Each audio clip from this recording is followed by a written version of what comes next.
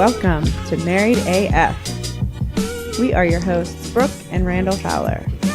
On this show, we discuss the topics that really matter. Like big veiny cocks and our favorite TV shows. So pull up a chair at our kitchen table and hang out. While I bulldog my nuts. Hey, what's up, everybody? We are finally back with the wonderful Rachel Miller back home again. Hi, guys. Hello. I feel so loved lately, I gotta tell you. Well, we are super excited. I felt like something's been off since we had you on so much and so much interaction, and then it died, and I had like You had withdrawals. depression for a minute or something. Oh. You know, because I learned pretty quickly I didn't have to like filter myself with you at all, like that nothing bothers you and you're just a champion. Oh, And yes. so it's pretty freeing to be able to speak that way and not have to worry about it. But I mean, we got to catch up and see what you thought of what we put out lately. I know you guys have been so busy. Like, Yeah, we have been. We've had like tons of guests. Amy was the last one, right? Amy Lyle was that last Monday? Yeah, that was Yep. last Monday. Okay. Yeah, and then That was fun. That was a good time. Yeah, she's super sweet. That was fun. That was a good time. Who And then else? the kids were hilarious, by the Oh way. gosh, yes. Yeah. Is that your friend I X-Ray for you on Instagram? Yeah. She's awesome. Yes. She's yeah, super that's my sweet. friend Carly. She's very sweet. She's great. Yes, she is a sweetheart. I've known her since high school. Love her to pieces. So she's a super big fan of the show now, so she's been listening quite a bit. Well, we love it. And Yeah, Randall was asking me, who's like, who is that said, I was like, that's, because he thought it was one of our friends and he just didn't recognize the name. I'm like, no, that's one of Rachel's friends. I'm like, Well, that's like actually just like a listener that doesn't know us personally. Well, I saw her Instagram pictures, and she looked like every girl that I dated in middle school. Like she had one of her like high school pictures or middle school on Instagram, and she looked just like every girl I dated in Colorado. Oh, good. So I was like, I wonder if I know her, and I've forgotten her name. Brooke's thrilled to learn that. I know. Yeah. Could you sense that, Rachel? Yeah. Well, Great. Well, I've got to go ahead and just cut the tension with a knife right now. And we got to know what Tension? for Brooke, because I've got to Oh. know if you've heard about Chris Hardwick. No, what should I have heard? Oh my goodness, this is great. I get to break it to you because Brooke's too close to it. Well, Friday? It was Friday. Friday, his ex-girlfriend wrote an essay, and this is a girl he dated like 7 years ago, right? For like 3 years. And she wrote an essay, and basically she didn't name him, but she all but named him and said that It was pretty quick. The internet was very quick to figure it out. It was that him. he was very controlling, made her get rid of her friends, wouldn't let her go out or drink, or had to be home. And then at the end, she kind of capped it off with that he had sexually assaulted her at times, unwanted sex or something like that. Yep. And so immediately he's been destroyed on Twitter. His career's all but over. AMC pulled all of his Don't shows. say that. Stop it. And, you know, they've pulled him already. And so that nobody knows. He released a statement, and he unequivocally denied the sexual assault, but he's been pretty open and said their relationship was toxic, you know, over the years on his show, that they were bad. They argued, they yelled, blah, blah, blah. So right now it's just, she said her part, you know, which is her right to do. Yep. He's denied it, but, you know, and there's been no due process yet, of course, but he's already lost, you know, the Comic-Con dropped him, AMC had to pull his shows. So, And Brooke, you're heartbroken? Heartbroken. well, Devastated. Of course, it's And I believe him. It's rough and it's hard. This is kind of like the first one, I think, for both of us, where it's somebody that we and especially Brooke, she's been a big fan of his longer than me. Mm-hmm. And we just talked to his mom for hours. We just talked to his sweet mother. And but does this, like, I hear that, and then I sort of go, okay, and this is why it continues to happen. Because at the end of the day, no one wants to believe that it's someone they like, or it's someone they know, or it's their brother, their uncle, their cousin, but it is. Like, this is the really hard part about it, and nobody pretends that this piece of this is easy. And it's harder when you don't have a relationship with them. Because if it's somebody's got a relationship with me, I can sit them down and be like, look, as much as I don't really want to believe this, I also, I know that some of this is very likely, and you and I need to have a really difficult conversation about this. When it's someone you admire from a distance and you sort of know by like 6 degrees of separation, that's harder because you really want to believe the best of people. Yeah. Oh, absolutely. And I guess what's difficult to process is, for one, everyone wants to make sure that, we believe women, want to support them in their right to come out and shed light on these instances freely. That's a great thing. Yeah. Everyone knows that. Yep. But there is a reason why we have due process. And right now, and we discussed this the first time you were on with the pendulum swing, that right now your trial starts, especially if you're on social media and if you're a big name, your trial starts that day. Yeah, you are tried not by a jury of your peers. You are tried by the public. And I hear that, and I would challenge that rather than but, maybe that's an and conversation, because it's women have a right to be heard and should be believed, in part because statistics tell us it is so underreported, and it very often doesn't even get to a place where due process is possible. So sometimes the court of public opinion is the only one that it's ever seen it. And yeah, it's brutal. And yeah. But who's to say she isn't full of shit? I guess nobody. I hear that. And at the same time, I will say the same thing I said in week 1, which, when I was with you guys, which was, the statistics tell me that's very unlikely. And I will err on the side of statistics, which possibly is unfair. I mean, you could argue that with me. You could argue the innocent until proven guilty. I just know that for women, that hasn't historically worked in our favor. Yeah. Sure. I mean, I get that. It's heartbreaking when it's someone that you truly admire and you love their work. It is. Well, here's what I was going to say, and I thought of today, and I think it's eloquent. And polite, I'm all ears. and beautiful. It is possible, right, that maybe they're both right. Like, he doesn't see right. Yeah. how in that relationship his sexual requirements were assault, right? But in her mind, she didn't want it. Yes. And he was in the dominant power position. And so she went along with it out of, being coerced. Is that possible? You've got it. There you go. Yeah. That's the point that I made the last time about, I believe almost every man I know, if not every man I know, has crossed the line. Yeah. Oh, I agree with you 1,000%. A woman at some point, and they're like, so the fact that, we talk about this a lot, the word toxic for relationships, like it's a toxic relationship, we're toxic to each other. Too often the word toxic is used in order to avoid saying the word abusive, because people don't want to use it.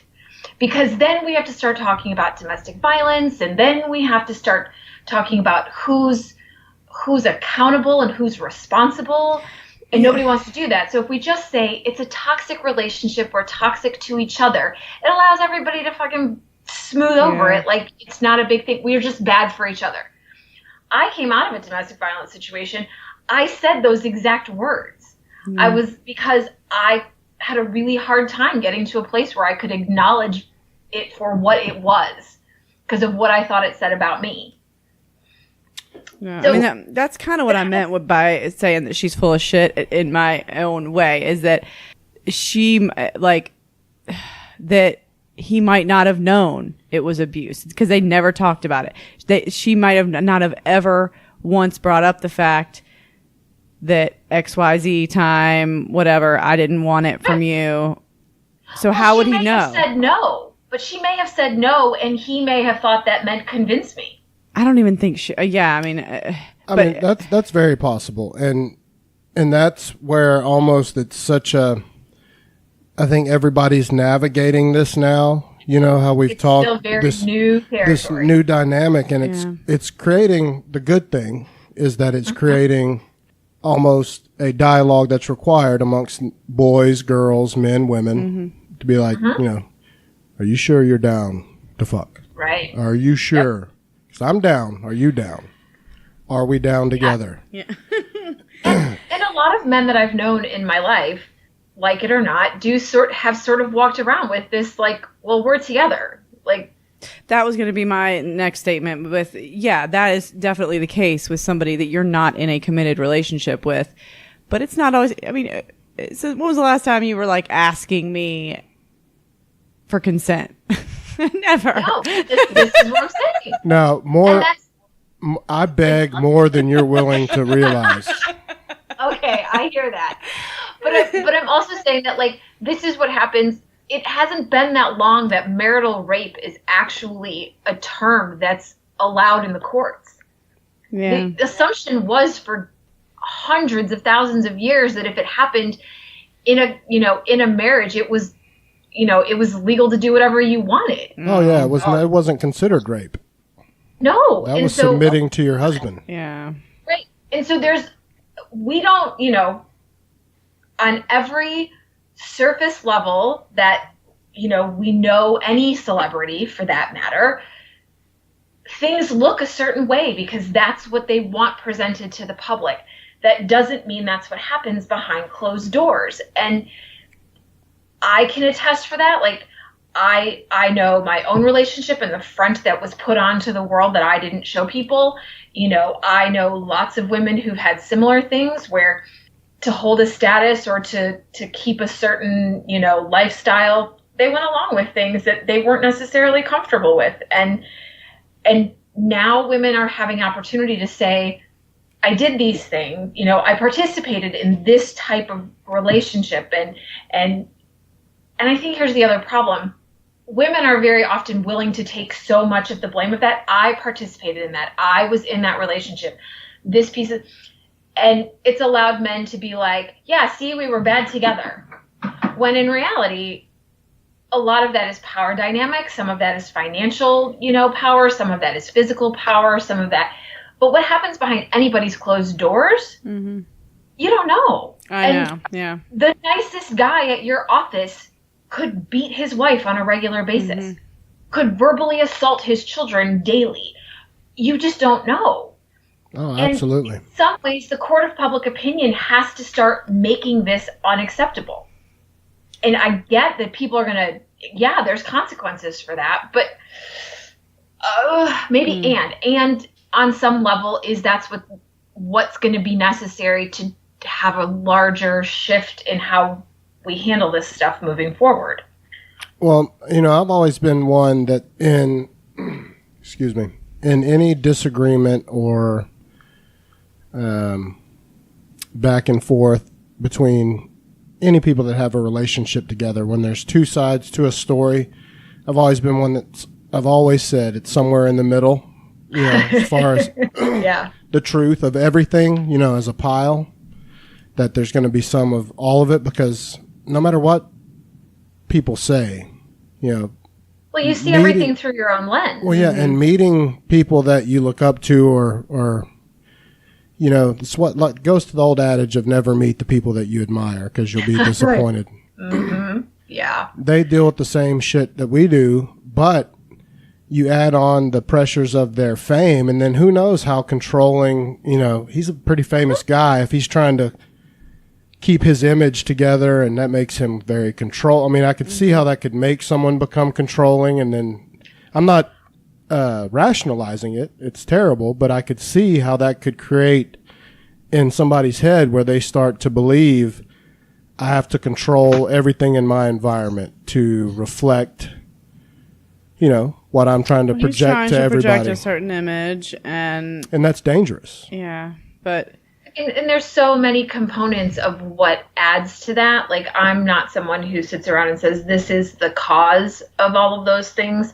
I think, I'll look at the larger system. Like, I'll just look at the system within which men and women are raised, and we are taught, we are recruited and rewarded for following the system within which we grow up. Like, you're rewarded for patriarchy and for that's what sort I'm looking for, and for fitting in and following the rules and going along with the status quo and not bucking the system. And so this whole concept of Me Too and women being able to really put things out there that haven't, and be believed in a way that's never happened before, it's seriously bucking the system, and it's making everybody really uncomfortable.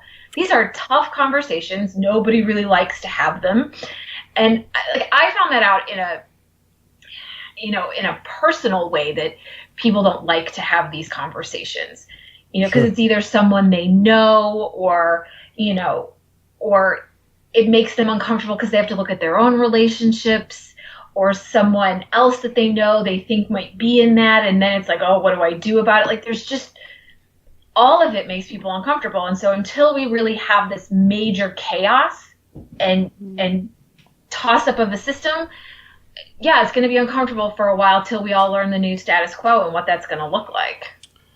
Well, at least I hope it's a new status quo. So I want to ask you this about this whole situation, and because I've had this conversation with my brother-in-law a lot, and we've really put our heads together on it and can't make a whole lot of leeway. But do you think there should be a scale, like, that Harvey Weinstein is one end and Al Franken is another? Or is it all the same as far as how bad their, sort of the degrees? Yeah, I would assume there has to be, we have that for everything else, but, you can't lump, and I'm not the hugest Al Franken fan, but you can't put him as Harvey Weinstein, can you? What did he do? He's the one that took the picture with the girl and had his hands over her boobs. It was fucked up, but it's not Harvey Weinstein. And he's a comedian, and supposedly it was done in a comedy sketch. And I would think Morgan Freeman is less harassy than that. Well, sure. I don't know. That's my question. And there's been arguments on that side of that where it's, no, I don't necessarily think all men who cross the line can be lumped in together. There are predators. Harvey Weinstein is a predator. For sure. What he is. Oh, it's clear. He's definitely on the far end of the scale, whatever the scale is. He's right.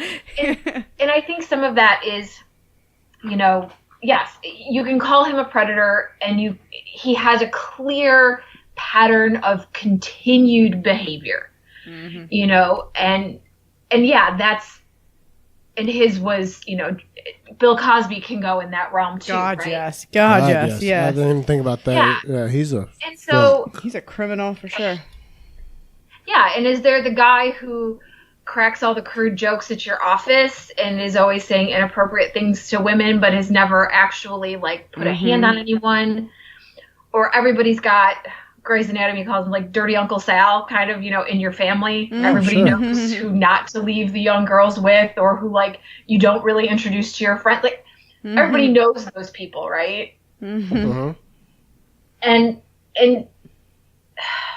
now we're in a place where instead of sort of letting dirty Uncle Sal make the inappropriate comments, somebody's going to need to start telling him it's not appropriate. That's where I think we're getting. And no, they're not all on the same level. But I also don't know that any of them are excusable. No, none of them are or in my opinion, none of them's excusable. But I'm trying to think of for guys to start actually taking a look at themselves and acknowledging behavior, and I would say everybody, not just guys, women too, because I can tell you straight up, I've done plenty of bad things from middle school on. I'm sure I've been rude to so many women I couldn't even tell you. But I appreciate your honesty around that. I've also had a lot of women, feel on my biceps without, and rub on me or, make some shit on me. It's not Name a them guiltless. all right now.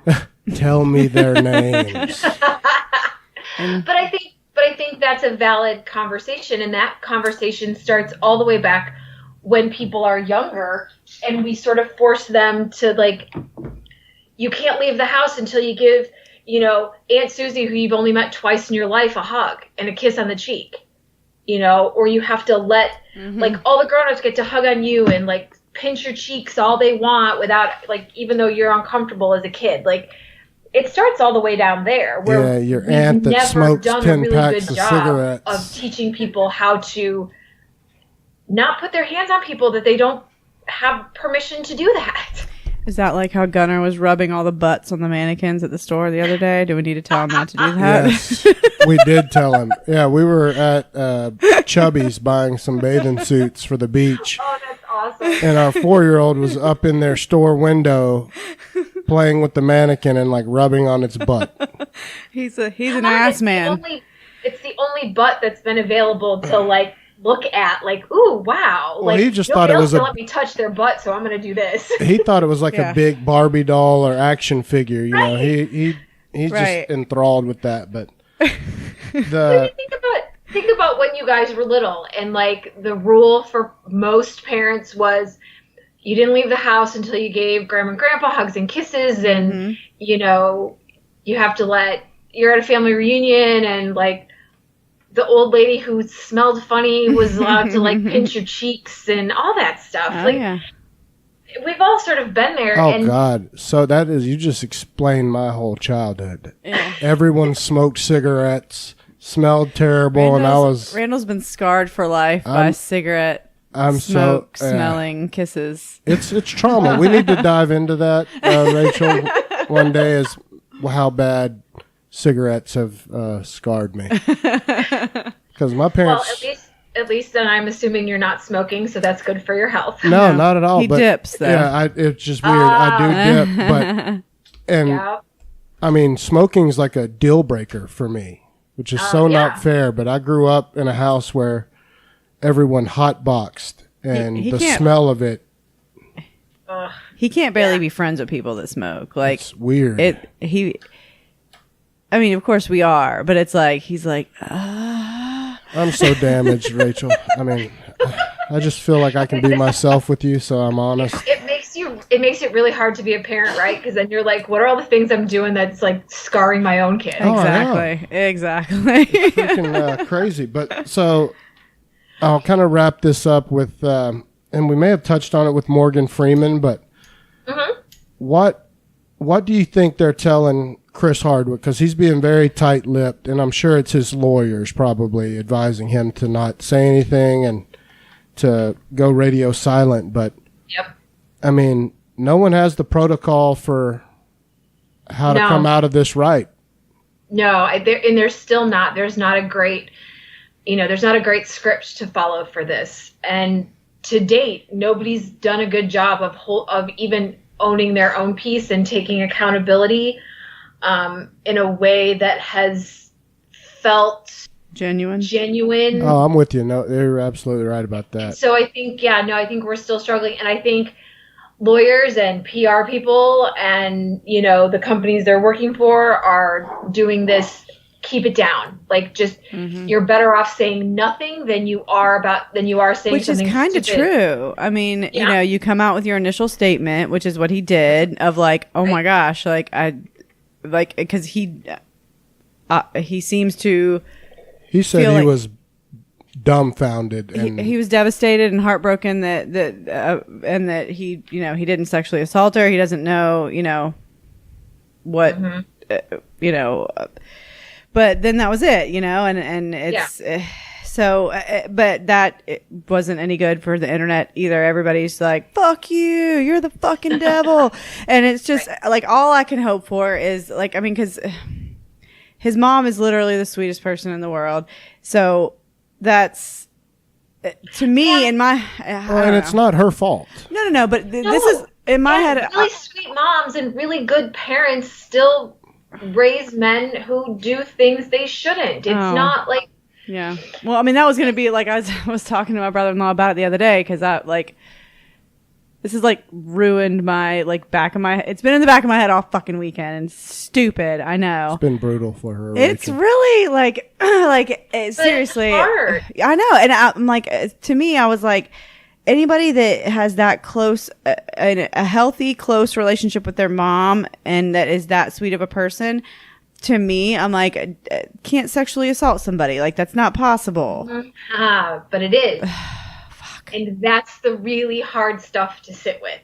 That's why all of this is so hard for people, because we have all these ideas in our head and these things we've told ourselves so that we feel safe in the world and we feel like we can trust people and the world is maybe at its core a good place, or at least there are good people. Like, however you do that and you convince yourself of that, and things like this make you go, oh shit, maybe everything I believe is. And that's basically where my head's at. Yeah. It's like, God damn it. He was like my, famous person that.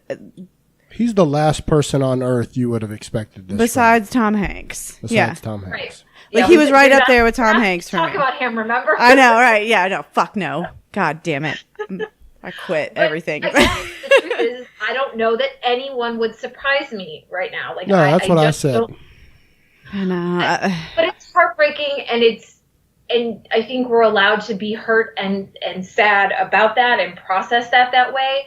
And I think it's really important to have the conversations with people. Like, the fact that you guys are talking to other people about it, I think is important, because then we're laying this stuff on the table and we're starting to negotiate how to have these conversations, even if we don't have the answers. Like, I don't know the right answer, but I'm willing to, talk it through with people. And sure. I don't know, maybe we'll never get the answer, but at least it's an open dialogue, which feels different.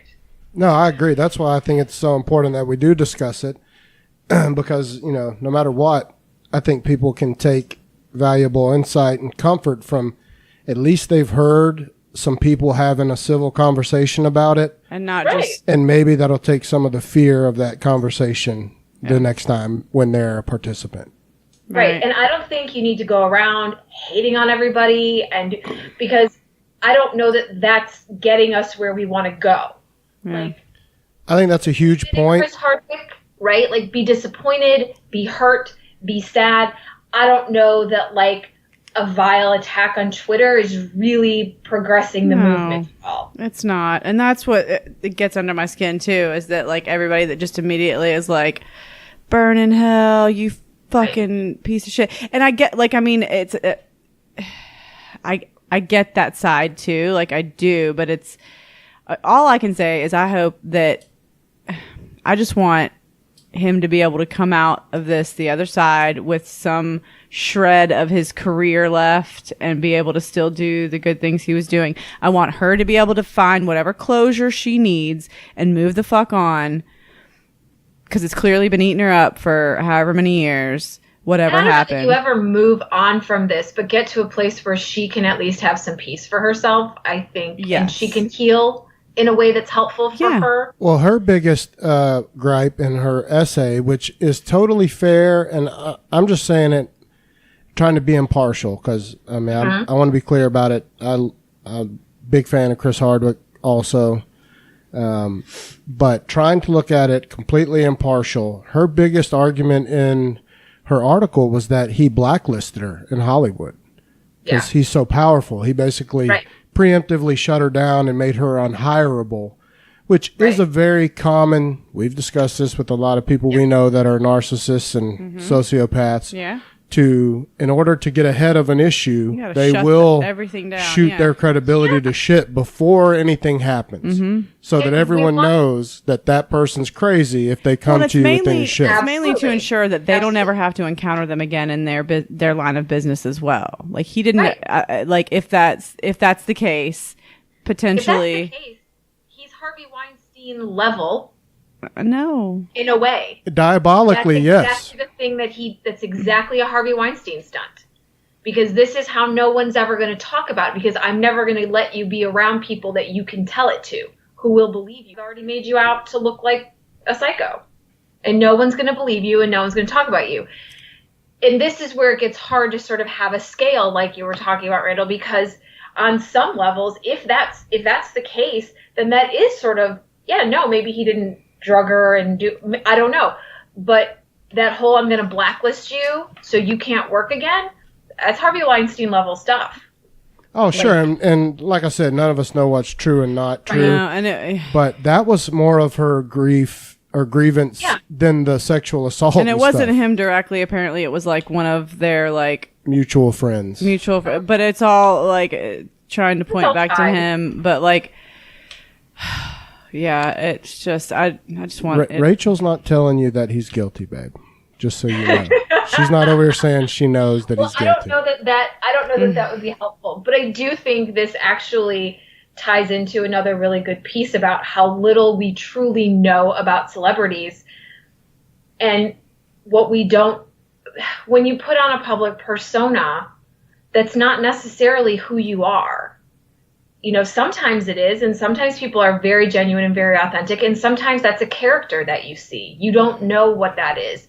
And I think that goes for this kind of stuff just as much as it goes for, death by suicide for Anthony Bourdain and Kate Spade. I think it's that same thing where we think we know people, and we don't always know people. Well, see, here's why I think, and this is, knowing my wife, why I think it's eating her up and she can't verbalize it as well as she wants. Like for Chris Hardwick, he kind of represents all the awkward kids that were kind of smart and, weren't athletes, didn't really, his whole Nerdist, which he was a co-founder of movement, which became huge, but it was for a lot of kids that maybe weren't mainstream at the time. And he created this whole thing that's awesome. Right? His empire. Like, that. I mean, he's given a lot of hope to a lot of kids. That's a huge part but that doesn't mean I can still, it's not as hard for me to see. I'm not surprised by anyone anymore. It's crazy. Right. I hate that. But it doesn't surprise me, especially when it comes to sex. People are so freaky. They're so crazy. You just don't know. Each their own, But I think it also just brings up this really, really, really valid point around this is hard stuff. It's hard when it's someone you know. It's hard when it's someone you admire. It's hard when it's, a friend of a friend. And it's just, there's nothing easy about this. And it would be super great if there was this is how you handle it when someone you admire, someone you care about, or someone has done something terrible. Yeah. But there's, So... Yeah, that just reminded me though, like the one of the main points in her essay too was like basically, if you would have apologized to me, I wouldn't have had to write this. So from my point of view, on his side, if he didn't know there was anything to apologize for, because technically their relationship ended because she cheated on him, their relationship ended. That is true, and that's confirmed that she did cheat on him. She even says that. She even said it. Yeah, but like, so if he didn't know there was anything to apologize for, how the fuck would he know that this was coming? I mean, because he was completely blindsided by it. And you're assuming that that's the truth. That's sure, we all are, of course. All of this is we're in the land of assumptions, I think, because nobody really knows the truth except those two people. Yeah, and I think sadly around things like this, how much of all of that you'll ever know, that's hard to say. Yeah, like, I mean, everybody, it's her truth from where she's standing, and maybe that's his truth from where he's standing. And whether that means that the quote unquote reality is somewhere in the middle, I don't know.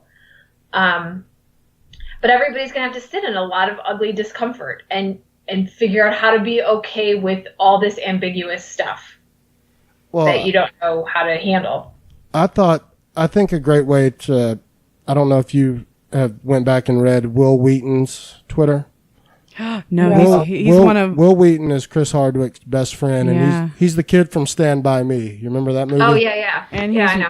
Yeah, they were roommates. Wesley Crusher on Star Trek Next Generation. And he posted on Twitter the day that it broke. And Will Wheaton is a self-proclaimed feminist, very active in the Me Too movement for a long time. I haven't read that, though. What did he say? And he posted his response, and this is what he said. He said, please, everyone, please excuse me for not commenting right away. I just found out, like all of you, my best friend of 20 years or whatever is involved in this, and I need to sit in it and think about it before I make a comment. Yeah. Please respect my ability to do that. His own Twitter followers, his own, feminist people that side with him started eating his ass up and said, how can we give you a minute when everyone that you've attacked, you've said to jump on him as soon as we heard the news break? And he hasn't been able to answer. And I think it's exactly what you said, Rachel. Until it hits close to you. Yeah. It's a different thing. Well, right? Now maybe he'll take a look at how he reacts to people now. Of course. Now he's got a real first-hand experience. Yes. And he's like, give me a minute. Right. Because they're best friends. They were like roommates in college. So he needs to just take a step back now and take a breath before he jumps down. And I think that's a good lesson for all of us. Because none of us... The ones of us that don't have experience, like Rachel has experience in domestic violence, I don't. So I need to, I think it's okay to take a minute, babe, and for you to be feeling like you're feeling. I don't think you should feel bad. I haven't said one peep on social media. I know, but I'm just saying internally, Yeah. it's okay that you feel torn and that you hate this and it's not. I think it's everybody's got to marinate. Yeah. Like, be real about it and be like, my heart hurts about this. I'm really sad. I don't know where to be. I don't know what to think. And I pulled up the tweet, and it's like, it says, I'm shocked, and I'm sure you'll understand that before I'm ready to make a public statement about my best friend to 3+ million people, there you go. I need some time to process. And I think that's genuine. And I think if it were your best friend, and it agreed, and I appreciate that statement versus don't talk smack about my best friend, of course. She's raging after her. Like, I appreciate that, because that means that you're hearing what appears to be the victim in this story. Mm-hmm. Right. Which is another reason that I just it fucked my world. Cause it's like, God damn it. I am a woman, of course I want to not, but God damn it. Yeah, it sucks. It so sucks.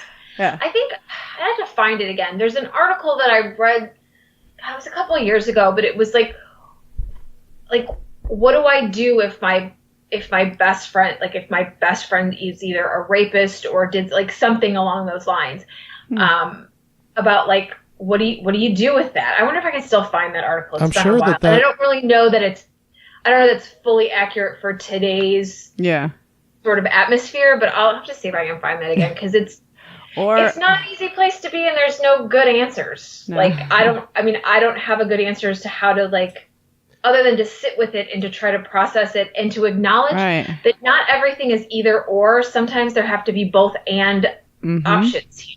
Yeah, and I think I respect you sticking by how you feel, babe. And this is not only because I'm your sexual partner and your husband, but I think it's important to say how you feel about this shit for real. Yeah. These conversations need to be real. No matter how you feel about it, they can be civil, but they need to be real. Yeah. Well, and that's because if everyone's blowing smoke up each other's asses, it's never going to do shit. Well, and that's why I feel like a lot of the hate on social media, it's that's what pisses me off even more, is because I feel like so many of these people are just wanting to fucking beat his face off, and jump down his throat because they want to be like, oh, look at me, I'm supporting, I'm trying to be, and they might not even give a fuck either way. Well, you were just reminding me of a point I wanted to raise to Rachel. That's exactly what I was going to say, was when she was saying that she doesn't think that that's really the best way for the movement.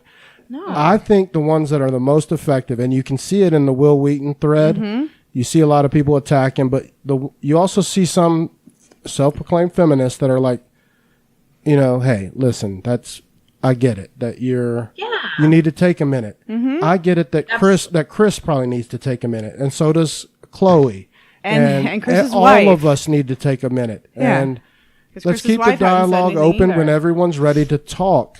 That's the only way people are going to stay at the table, because if everyone starts yelling, everyone gets up from the table. Yeah.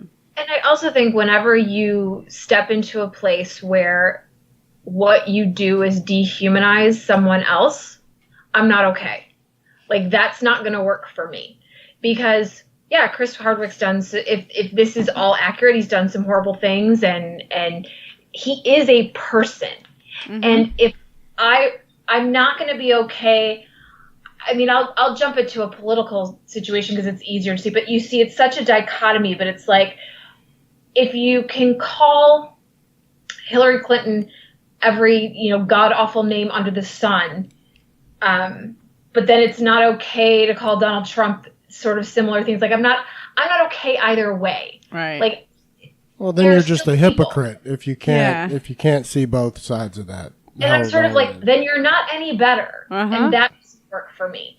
And I also don't think that anyone's all awful as much as people are human. They have rights, and civility to me is one of those things that you should just give people because they're human beings, not because of anything other than that. People have value and people have worth simply because they are people. Yes, people do horrible things. I acknowledge this and I own this, but I don't think sitting around on social media throwing nasty shit at people, it doesn't make your argument well for you, by the way, because no one can hear you. All they see is the nasty stuff you're throwing around. They can't hear your actual argument from either side. 100%. But we've come to this place where everything is either you're for me or against me. You're with us or you're with them. And when that's the argument, it doesn't get anybody anywhere. No, I agree with you, but I think I do have faith that it's going to settle into the middle eventually, that we are on just the pendulum swing of getting there, and it's just going to get, it might get a little worse before it gets better, but. And if people are really sort of wanting to learn how to have those conversations in a different sort of format, I can highly recommend taking a look at Brene Brown's book, Braving the Wilderness. It really talks about how to, because everybody wants to belong. And so what people do is they sort of pick their factions and how do I best fit into this place, and with these people. But there's a difference between belonging and fitting in. And sometimes a lot of what this sort of argument becomes into is I need to fit into one of these camps, when the reality is a lot of us are sort of lost here in the middle, but we feel the need to sort of go to either side, and that's not helpful. And it doesn't allow for us to connect in the way that gets stuff done in a positive manner. Yeah. And whenever we're just dehumanizing others, it doesn't bode well for any of us. But that's where we're at right now. Well, so if somebody's like really wanting to learn how to have these conversations, Braving the Wilderness is a book that I recommend taking.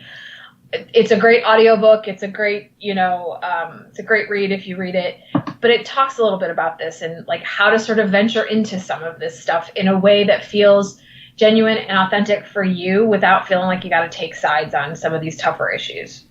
Nice. Well, I do want to shift gears because, man, we've been harping. I could talk about it all day. It's definitely fascinating, and I think everyone needs to hear those conversations. But Brooke's really hurt, and so we gave her some space today to talk about the fact that she's really hurt and upset by this.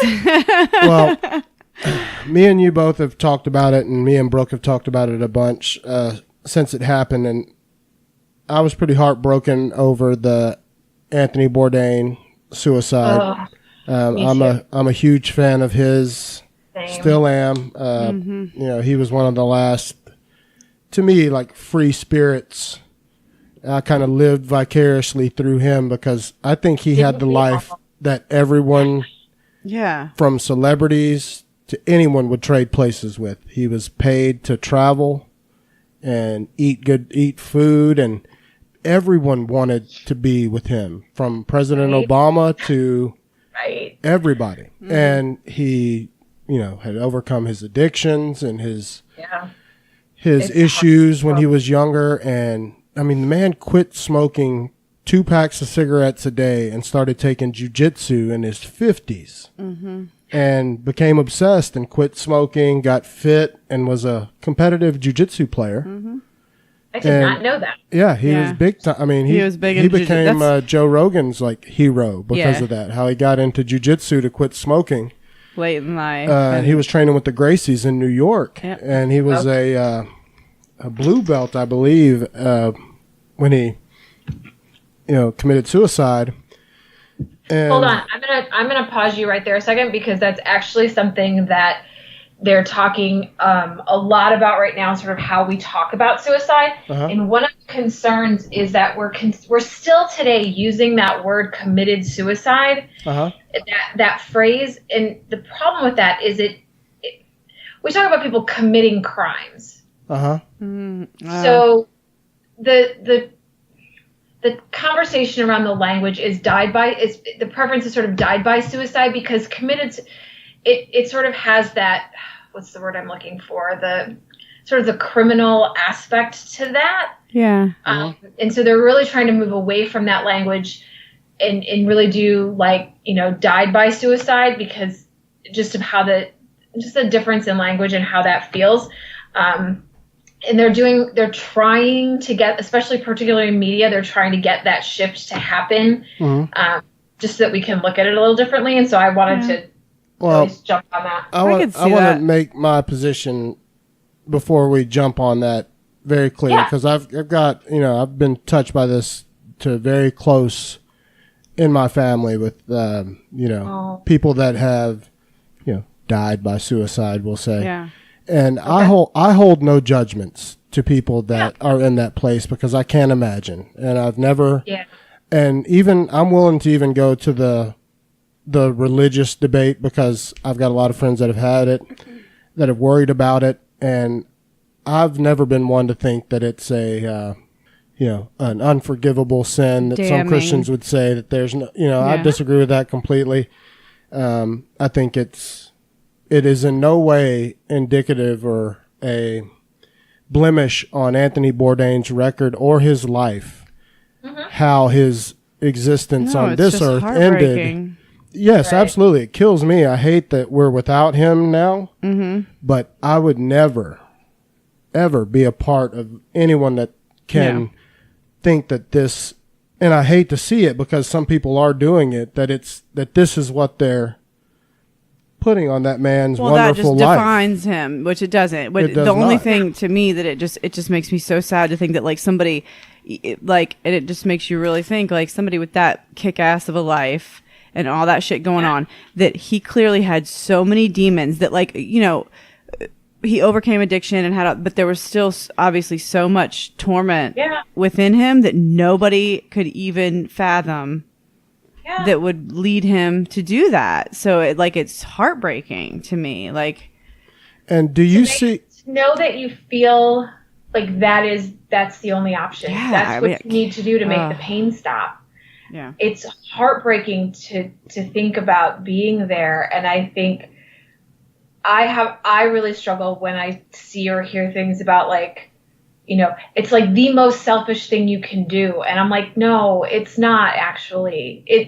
Because you want the pain to stop. Like, you can't really blame people for that. Well, in their head, they're thinking they're doing people a favor. Well, sometimes, A lot of times they hate themselves, and there's things going on in them that are so they're so tortured that they're like, you know, everybody just be better off without me.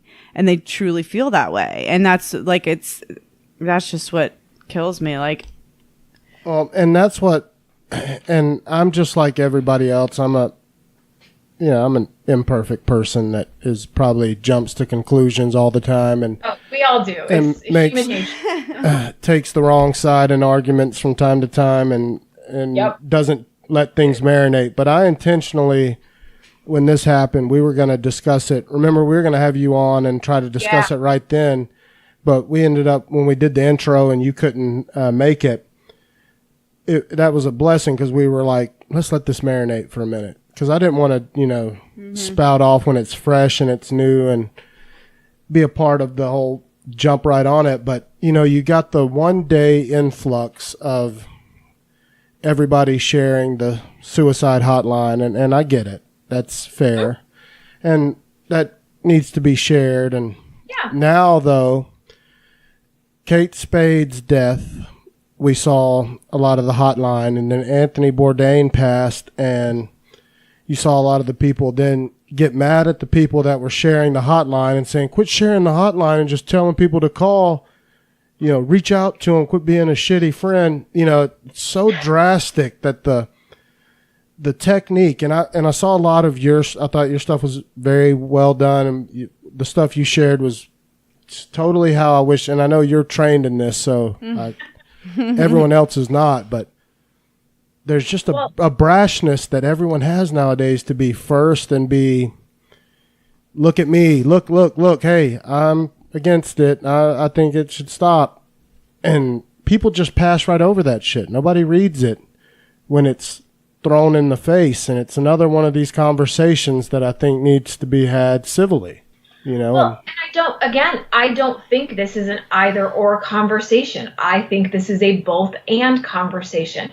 I give my clients who are struggling with suicidal thoughts the hotline because I'm not available 24 hours a day, 7 days a week.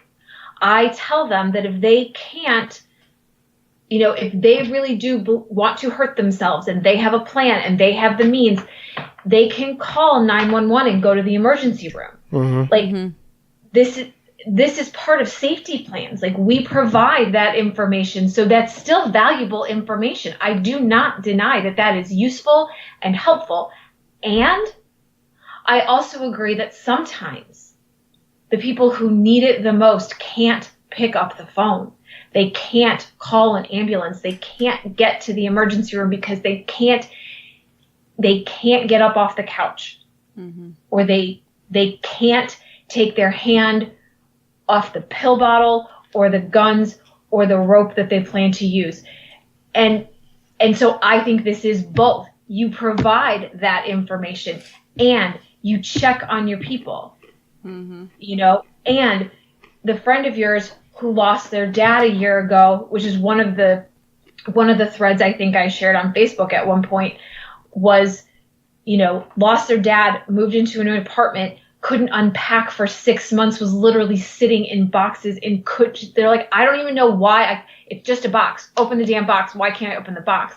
Mm-hmm. But a friend figured it out. And the friend then said, this is what we're going to do. We're going to show up and we're going to help unpack. And there's no judgment. There's no we're just going to do the thing that needs to be done that can be helpful.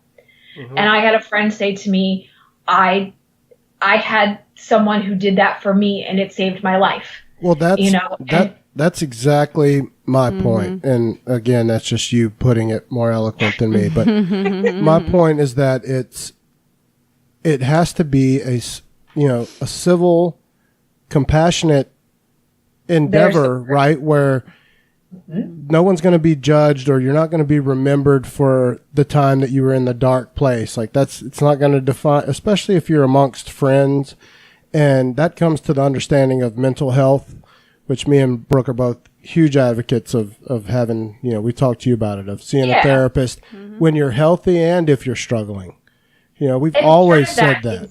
Part of that conversation comes in where this is a both and conversation too, because I'm trying to remember the exact statistic now. I think it was 50% of people who die by suicide do not at the time of their death meet criteria for mental health issues. I saw that, and that was eye-opening. I remember when you shared that. And that And what that means is that it's not just about mental health. Can it be? Yes. Is it always? No. And I'll use sort of a historical argument, not even argument, just historical sort of context around that. If you think about the crash in like the 20s, when right before the Great Depression, a lot of the people who lost everything in the stock market committed suicide. Well, yeah, and their eyes still said it. Like, this is what I'm talking about. This is how drilled it is. No, they died by suicide because they didn't see any way out. No, and they didn't have mental health, quote unquote, mental health issues. Maybe they did, but maybe they didn't. And sometimes it can be things like a relationship or a financial situation or a job issue. Like, it's not just it's not always someone with depression. There's no sort of always and never. Yep. You don't live in anybody else's head. But I also acknowledge this conversation, again, is uncomfortable because what that means is it removes some of the safety in the world. Mm-hmm. Well, if it can happen to someone if it can happen to someone whose life is as amazing as Anthony Bourdain's or Kate Spade's, then what does that say for the average person? Right. Mm-hmm. And that's a little scary. It's very scary. For me, it's almost a philosophical. Is that a word? Philosophical? Isn't that a word? You added a syllable in there, I think. Philosophical. Philosophical? Is that yes, the word we're philosophical looking for view. Boom! It was a little scrambled. Of who are we to say when and where someone can end their life? I mean, I don't know, and I pass no judgments. I never have on anyone that chooses to when they end this journey. Yeah. And you don't walk in their shoes, right? Oh, 100%. And I think the idea that anybody gets to sit in judgment of that is kind of ridiculous. I think it's ridiculous and bullshit. Yep. I'm with you. And I think, look, it goes all the way to the conversations about, and I'll say a word that people don't like to say, doctor-assisted suicide, euthanasia. When people, yes. All of those things make everyone so uncomfortable. Like, because you're on one side or the other. You're for it or against it. But the truth is everybody's kind of really mixed up about it. Mm-hmm. Mm-hmm. If it was... We do it for our pets. Why can't we do it for our people that are suffering? That are suffering. We say that, our dogs are... We want them to have a certain quality of life. Yep, that's the word. We don't do that for people. Well, exactly. God. No, it drives me insane. insane. They call the quote unquote quality of life for people like, well, you have to be alive. It's the law. So like your quality of life is we'll just pump you full of fucking drugs till you can't realize what's going on until you just pass naturally, because that's a good quality of life. It's just not fair though to assume and think that everyone's journey ends the same. Mm-hmm. I can't, no matter what anyone says, I can never wrap my head around that to the point where I feel comfortable even trying to judge someone that's died by suicide. I'm getting good. That was very natural. That was better. Because I think that the other piece to this is that there's a lot of... I don't want to say damage. That's sort of collateral damage after a death by suicide, because the grief and the people that are left, and sometimes without answers and so many questions and, all kinds of things attached to that. I don't deny that any of that is there. And I don't deny that is a really difficult and challenging road to walk. And it's very different than, losing a partner to cancer and, or a tragic car accident or so. It feels very different for a lot of people. If we talk about, a spouse died by suicide, or my dad, like Anthony Bourdain's daughter is 11 or 12, her dad died by suicide. And that's the other thing that I can tell you from a therapeutic standpoint is that in families, if we sort of do a family history, you will often see families where suicide has sort of become a pattern. Really? It's like once so does the that taboo point to a has mental been broken, thing though? it becomes acceptable in some families. Not all families, but sometimes you'll see that. Like the reason that it's sort of an option is because it's been an option in previous generations. Gotcha. Also, that contagion effect that you see, which is part of why the media is trying to do a better job about how they write about suicide. Gotcha. It's because the contagion effect it's a thing. Uh-huh. I think I read after Robin Williams' death, there were like 10 suicides within the next week or two. Damn. Because that copycat sort of thing happens. Yeah, sure. Man. And it doesn't mean, but here's the other thing. Not talking about it hasn't worked either. No, it has not. Well, for the families. So asking a friend if they're having, like, are you thinking about hurting yourself? Are you thinking about suicide? That's not going to cause someone to decide, to make that decision. Yeah. Sometimes that's the lifeline they need. Pretending like someone's not struggling that badly, it gives them no space to talk about it. Mm-hmm.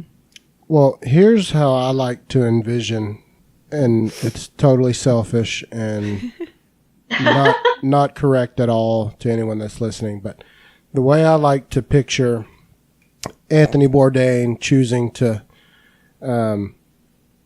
end his earthly journey time here was that, maybe he just thought his time was done, that he was his journey was complete. He was a very philosophical guy. He's very smart, very well read. He spoke a lot about the next chapter. If you've listened to interviews with him, I've listened to tons of them.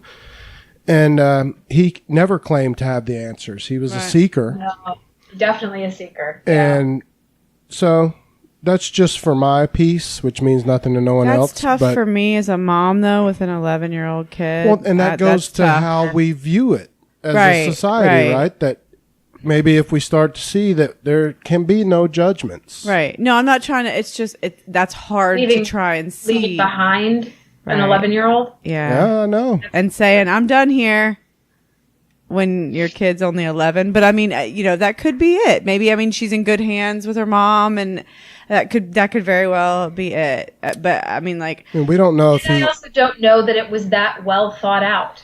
Right. He was in France shooting his show. Yeah. He was shooting his show. And it's really hard when we don't have this is why people sit around and speculate, because what people really want is assurances that it won't be someone they love or someone they know. Well, they want to blame something. Look at him and say, see, but he had this or he had that or this was wrong or that was wrong. That's not my people. Yeah. You want to point at something and be like, that's the reason. And that's what his daughter probably wants to do. His daughter probably wants to blame something. Like what? This is I think this was the reason that this was what was wrong or something, but that's not. Yeah, it's not always. Not always that cut and dry. No, I know there's 2 people in my life actually I know that committed suicide on a very split decision. They were pissed off about something, grabbed a gun, and blew their head off, and it was like, what the fuck? And that's a valid conversation because 50% of gun deaths are suicides. Yeah. Mm-hmm. Oh yeah. And so that part of that is because I'm going to forget the actual statistic, but a very large portion of people who try to use pills or medication or those something fail like that, half the time. They don't fail. They? Yeah. But access to a gun makes that decision something you can't take back. Oh, You're it's permanent. Very often can't be saved from. It's almost always a guarantee. Only Jody survives from getting shot in the face. Yeah, but he didn't shoot himself. No, he didn't. But it's very rare that. But no, yeah, 100%. That's. Yeah. Well, I think that's. Look, it's not an easy conversation to have, but it's an important one to have, and people need to know that talking about it, whether it's with your teenager or with your 20-something kid or with your best friend, because the truth of the matter is who is the demographic that is actually committing suicide? Everyone. I'll do it again. No, death by suicide is most common in white men between the ages, I believe, in their 60s. What? Is the number. Yes. White men in their 60s. is the highest demographic. It's not your teenagers. Oh, yeah, you're pissed about something. It is, but that's the demographic you got to be watching and you got to be wondering about, and not everybody is. Yeah, no, it makes sense. I've got a few of those that fall pretty close to 60, not quite 60, but I know what you're saying. And it's followed by like we got to talk about veterans. Mm-hmm. The actual percentage in the police department is actually pretty high. More police, I believe I read last week, more police officers die by suicide than in the line of duty. Oh. No, I totally can see that. So this is not stuff that people are talking about. You know, we sort of have these ideas about who is it that chooses to die by suicide? Like, who is that? And we have these ideas in our head, but the numbers don't line up with what a lot us think. Mm-hmm. Yeah, the veterans for sure. I mean, we knew that statistic. It's like 22 a day or something. 22 minutes? Yeah. I think it's that every 22 minutes a veteran dies by suicide. So God. These are like, and suicide is on the rise. So not talking about it isn't helping us. Well, you got talk about it responsibly and be open and honest about how much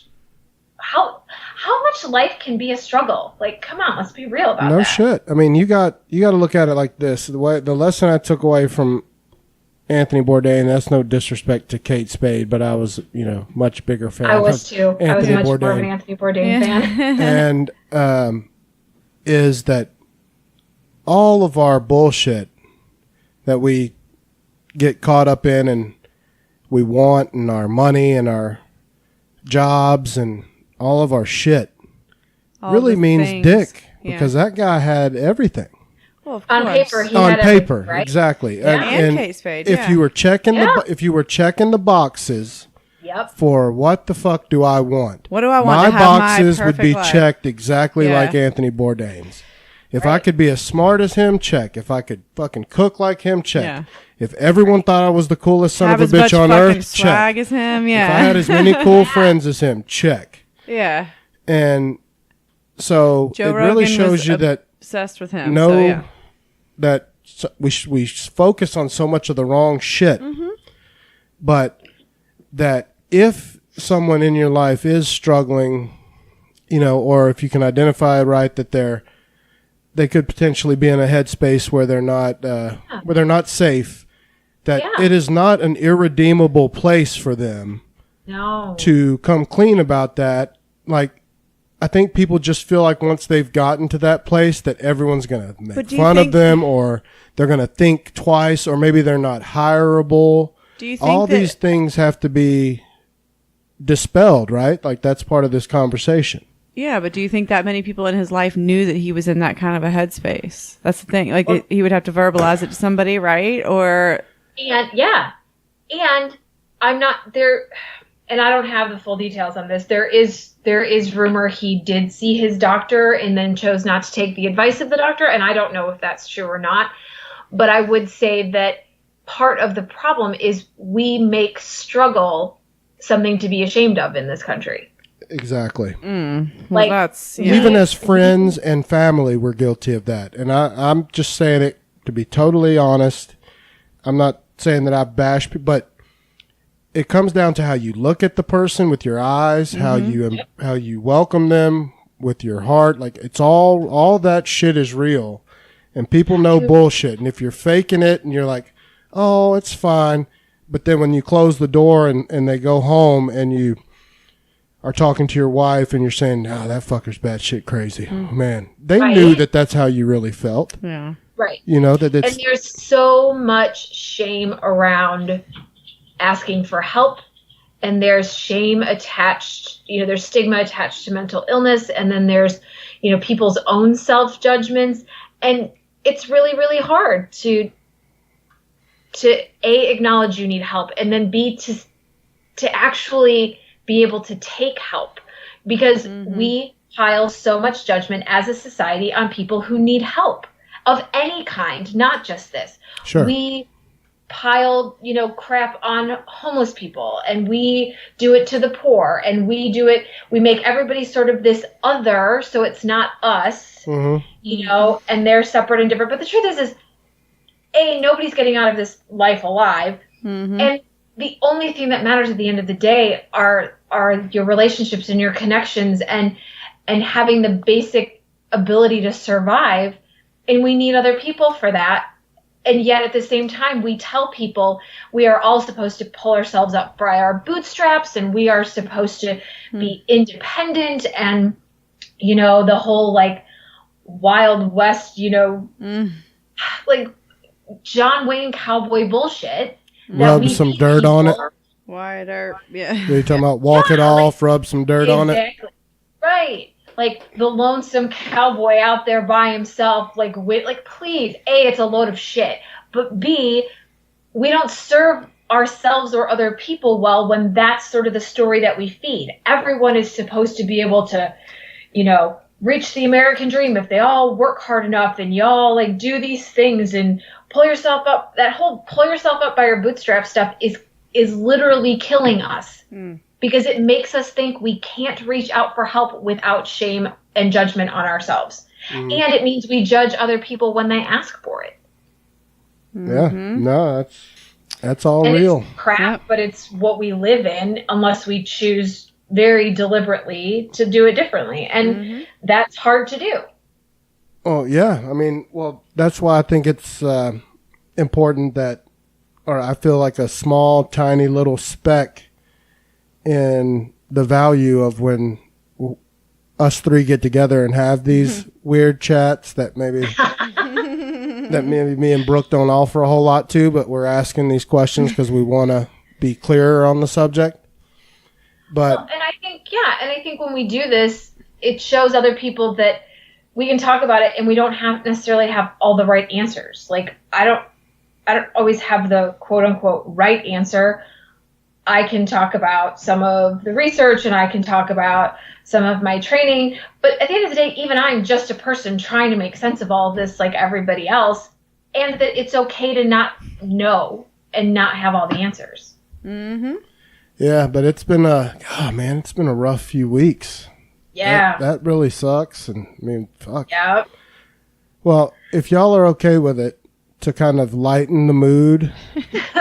I think we've covered the heavy stuff on the first half. We've got some... I did just realize that it was like the Anthony Bourdain and Kate Spade thing was right before then. Like, that was like the weekend before then, like all this Chris Hardwick. Now, like, can we have like it's a weekend that's gone through rough. without some bad fucking news about some people that we admire? God damn it. Yeah, that would be good. Let's hope for that. No, Jesus. That Anthony Bourdain really hurt, though. It did. That one hurt, man. That one hurt. I spent that whole weekend just watching shows back to back because that one hurt. That dude was such a stud, man. God, what a beast. Yeah. But we have some questions, some of them for you. You know, okay. You know, we've gotten quite an influx for you, but there's no way I could ask you all of them. But what I love is that amongst our little Pottern family independent podcast group, I think you're the whole group's therapist now. That everyone acknowledges it. And so we got everybody's a lot like, oh, well, Brooke and Randall have a therapist on there. Yeah, they've got their Let's Drew. Just go to her. But we got, the first one is from Jody, and you saw this one and you were willing to discuss. Where he said, the Twitter conversation? Yes, he wanted to know what exactly is squirting comprised of. Is it pee? Is it cum? Is it both? What? What is it? Come on, Jody. My vote is that it's both. I think it is pee and it's cum. That's my vote. Really? Yeah. I mean, I don't know. So I'm really curious. How did you come to this conclusion? Strictly from what I've seen on non-pornographic videos. Okay, how is it non-pornographic, babe? I'm totally kidding. How could it not be? I know. Like, what do you want? What educational squirting video are you watching? But no, to me, there's no way that it's all orgasmic fluid. Not? Y'all squirt shit out of yours? Not like this. Am I right, Rachel, or am I wrong? I think it's both. I know which.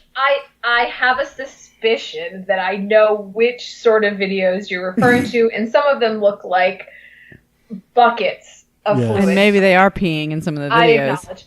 And let's all start with the basic premise that porn's not real. Okay. No. Like, they're actors, and we have like fluffers and props and things, and well, Spunk most Lube. people are not having sex that way. So let's just start with that premise. Right. But so there is massive amounts of debate in the sex research community around female ejaculation.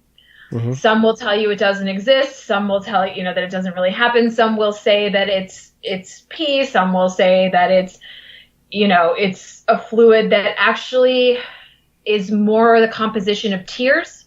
Mm-hmm. Okay. And that I tend to be more in that camp. Yeah. Of that. Now, what I will say is that this is assuming we don't have any medical issues that may be creating some leakage from the bladder. Sure. Yeah. But, guys don't pee and come at the same time, right? No, it's a two-way street. I've done the research on it. You cannot do both. Yeah, because it pinches off the urethra, the pee part. It's an interstate that has a drawbridge. It's like the hurricane evacuation lanes where they like block that shit. Yep. Right. But that does not mean that if there's not a medical condition that it wouldn't sort of cross paths or that things would happen, right? Mm-hmm. And for women it's similar to that, but where there may be a piece of that. And but for women it's two different holes. What? For women it's two different holes. Like, you don't pee out of the same hole that you're... Well, it's more... For some women, it's more like... Or am I stupid? How do I put it? Well, like, you can't like see yours. Out the top kind of a thing, where like it sort of... It's more drippy than it is like a gush. For some women, it's a gush. Sometimes it depends on how you're positioned. If you're laying down, it might just be more of a trickle. If you're up on top, it may feel more like the waterfall effect. Women are so different around this. Not all women squirt, but most women can learn to if they want to. What? Which I realize sounds very strange, but... Randall just looked at me like he wanted me to go look up something. No, I'm not one that's turned on by this. Like, it's not my thing. You just made a gesture like, oh... You need to go. No, what I was actually going to say was in your defense. It varies. Oh, that's not your thing. It varies for you. I can speak for you because I do know your anatomy. Oh, this is going to be way too much TMI. It may be, but Rachel's family, and she gets it. Brooke's not going to let you talk about this stuff on the air anymore. She gets it. Okay. It varies. Every time is different. Okay. It can be how passionate it is, how into it we are, how into it you are. Have we had some drinks? Are we really getting nasty? Have I taken Benadryl? Is it real? We talked about that last time. Yeah. Are we getting real nasty? Like how that has a variable effect on that's true. No, that's volume. true. And that's more on lubrication. Mm-hmm. So the thing you need to remember about female ejaculation is it's not the same thing. Mm-hmm. Like, female ejaculation will most often sort of is associated with it's not typically, and here's the thing, when we're talking about sex, I try really hard not to ever use always and never because every person is so different. Right.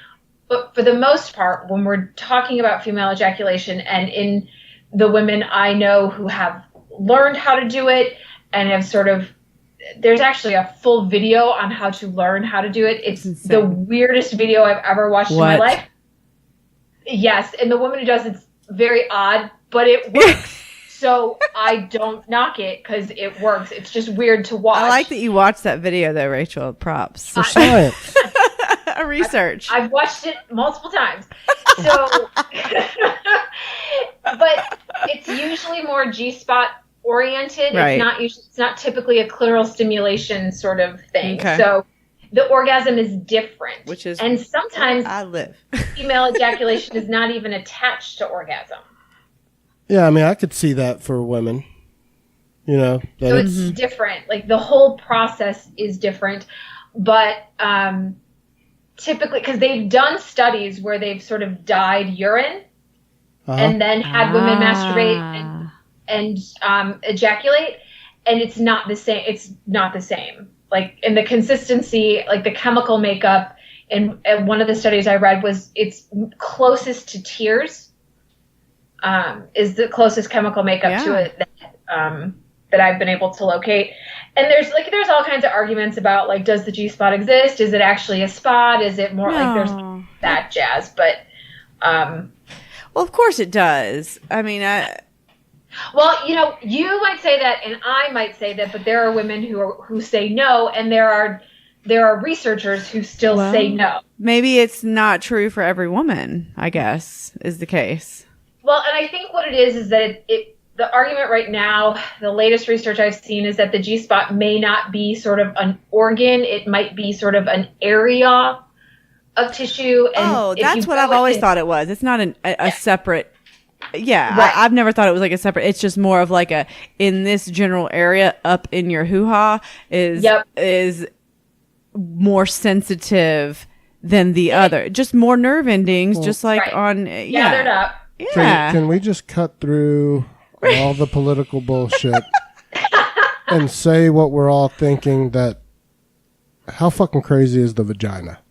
That's insane. It is so simple. There's a lot going on down there. It is so simple with our little ridiculous meat rockets. No, there's so much A, going B, on. and C. No, yeah, exactly. There's the meat and two potatoes. Yeah. That's it. It's pretty dumbed down. It is a whole ecosystem going on down there.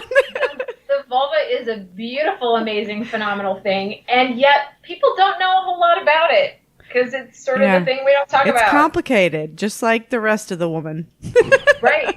Well, it's funny because when I used to do adult sex education classes, I have a pillow in the shape of a vulva. It's my vulva puppet, and it's super cute. Gosh. And I would take it with, and people would be like, "Oh my God, what is that?" Does your dog think it's a dog toy if he ever got a hold of it? It's hidden well. I don't leave that one out on the bed. It's not decorative. I would leave it on the bed just for see what people say. Well, it's a little one, but they make bigger ones, and I really love them, and I would sort of love to have them. That was when my kids were little. Now that they're older, I could totally do it and just leave it on my couch. And just to mess with them, yeah. I would be friends with you immediately upon entering your house. Is that your vulva pillow? I took a sex therapy class last year, 2 years ago, and the instructor, sex toys were not really her forte. And so I went ahead because people had questions. I'm like, okay, fine, I'll just bring them in what I have and I'll do the thing. And so I bring the vulva puppet in and people are like, you actually have one of those? I'm like, yeah. Do you like point to it like this is where you want instead of like like when you're talking to little kids, like where did the bad man touch you? This is where you want to be touched on this puppet. Exactly. And I sort of do, and I used to do couples classes, which was always entertaining. And because the men would get sort of uncomfortable, and then the more uncomfortable they got, the more of a hard time they would give me, because they really wanted me to think that they knew it all when I knew they didn't, because I knew their wives sometimes. But you're like, pay attention, motherfucker. She hasn't had an orgasm in 3 years. Like, in a decade. I need you to fucking focus, dude. Right. And so, I mean, the short answer to the question is no, it's not pee, and no, it's not a combination of. It is its own sort of fluid. Research has shown that. Yet there are still people trying to disprove that all the time. The world of sex research is primarily dominated by men, which is part of the problem, in my opinion. Well, isn't like 90, that's what's wrong with the research. Didn't I read something that like 90-something% of sex research is done on men? Of course. On men or by men? It's done on men and by on men. men and by men. Okay. No one's really studied. They're too scared to ask. The woman's they don't study a lot, and what they magic do study, place. When what they do study for women is the primary focus is quote unquote low libido, which is not a term I like, but it's because it's men doing the research and they want to figure out what's wrong. They want to know why their wives won't have sex with them, or why they're not good in the sack. No, well, no, because they won't admit that, but yeah. No. It's in a lot of the research, it's getting a little better, but not much. Is around, like, you'll see desire discrepancy, which is almost primarily about men who have a higher sex drive than the women in the relationship, which is super annoying because there's like no research on the flip side. Right. And there's plenty of the flip side. Plenty. When I was doing education classes, I was running into more of women with high desire and men with low desire than I was running into the opposite. I could which see is that. not what I thought when I first started. That's not what I anticipated. Randall could see that because he's married to me. Well, no, but I know as a man, when you start, I mean, we've also got the hurdle of as we get older, our testosterone gets lower. Right. That's normal. That's real. That's measurable and proven by science. Mm-hmm. Yep. And so that can affect you mentally. So I can see as men get older, and Rachel, I saw your article you posted about, performance anxiety for men. And I'm not above reproach in saying that that's 100% real. Yeah. I am a ravishing, handsome man. We all know that. I'm chiseled out of granite, obviously. And I can tell you, when the man, if you get messed up in your head as a man, when it comes to your sexual ability to function, you can be fucked. All in your head. For sure. Yeah. All because of your head. Therapy is a field for a reason. Yeah. And it's, we want you to rule out medical issues, but so often there are other things attached to the struggles in your sex life. Sometimes it's relational, sometimes it's your own history, sometimes it's, current situations, but it's also like antidepressants can seriously impact, your desire to have sex. And they sort of teach desire in itself, like arousal, as this thing that it's not really. There's a newer model around desire, and that there's like a dual control model instead of always being spontaneous desire, which tends to be more about men, where it's you're walking around and all of a sudden you're like, ooh, I could have sex right now. Like it comes out of nowhere. It can take the smallest little thing. The idea of boobs can be like, oh, let's go have sex. But then like the actual sight of boobs is the other one, right? Well, let me ask you this because you touched on it, and I can attest to it. I take a very low dose blood pressure pill. Oh, yeah. Because I'm 100, clearly. I'm on blood pressure medicine. I take a real low dose of lisinopril. And the first prescription I got for it was lisinopril with some other hydrochloric. We call it the boner killer. And I would take my medicine first. I take everything first thing in the morning, whatever I have. So there was no. And so I would take that and then get back in bed and be like, oh yeah, let's go ahead and knock this out. Let's get it on. I would be all there mentally. Yeah. But it was killing my boner straight up. I called my doctor and I was like, you killed my boner. Yeah. And they were like, oh shit, okay, you're one of those guys that are sensitive to the hydrochlorozola. And he changed it and it's fine. Which is actually all that my blood pressure medicine is now, because it's the only one that can. But it killed my boner. Yeah. I mean, it was. Well, so many medications can do that. Birth control pills can kill women's, desire. Because it levels out your hormones instead of allowing them to sort of like birth control pills like they normally would. Yeah. And so birth control pills, antidepressants, blood control medications. So if the desire to have sex is gone, and I question that first and foremost, because there are some people who really have more of they're situational in their desire, where like, rather than it being spontaneous and this thing that sort of strikes you like lightning out of the sky, it's more of this, oh, we're snuggled on the couch and it's, really comfortable, and oh, I think maybe I'm in the mood for that. Oh, her butt feels nice. Yeah. That's normal. That's normal sexual desire. Just because you don't have desire, that's this spontaneous thing that like slaps you in the face as you're like walking down the hall. Like, it doesn't mean there's anything wrong with your form of desire. It's just different. You might need a little more atmosphere, and you might need a little more foreplay, and you might need just some encouragement to go in that direction. And that doesn't make you broken or no, that makes you an adult a lot of times. I mean, I tend to have both of the You know. Oh, I do too. Yeah, like, A lot of people only have one or the other. Right, yeah, no, and I totally, sometimes will just be sitting at work and then like something will pop in my head and I'm like, God damn it. But, and, right. And then and you're like, out, God. I know. Or Randall will send me a picture of like, look, check out how my abs look at the gym. And I'm like, I hate you because why would you do that? But I'm shredded, Rachel. Baby. I'm kidding because I'm not. It's a joke. But I do have some. I am starting to get some abs back. But you did that to me the other day. You sent me a picture from after you went to the tanning bed. I knew it would make you randy. I know. Well, okay, so there's a really valid point. That's a lot of times what's missing is that foreplay that lasts all day long. Yeah. Like, agreed. Yeah. Like, I sent you, I let you know I was thinking about you at lunchtime, and then I'm going to remind you that I look really sexy and you should want me. And, when you sort of never hurts to do that. You play the long game, it's anticipation. Yeah. Oh, such a good golf reference. It was. Work on your short and your long game. And that's a tip for all you married folks out there. It never hurts to do that. Just, Just don't send it to the wrong folks. Well, for sure, make sure you're texting your spouse or your significant you could other. accidentally send that shit to wrong if you've got your text messages pulled up. What are you trying to tell me? I'm saying you got to double check the shit like I do. Who are you texting pictures of you to? Accidentally send that to your kid. I am highly gosh. That would be terrible. Be careful. But I will tell you, sexting's super good for your relationship, people. It is. Oh, I agree. I'm totally, whatever it takes. I mean, it takes commitment. I wouldn't say work.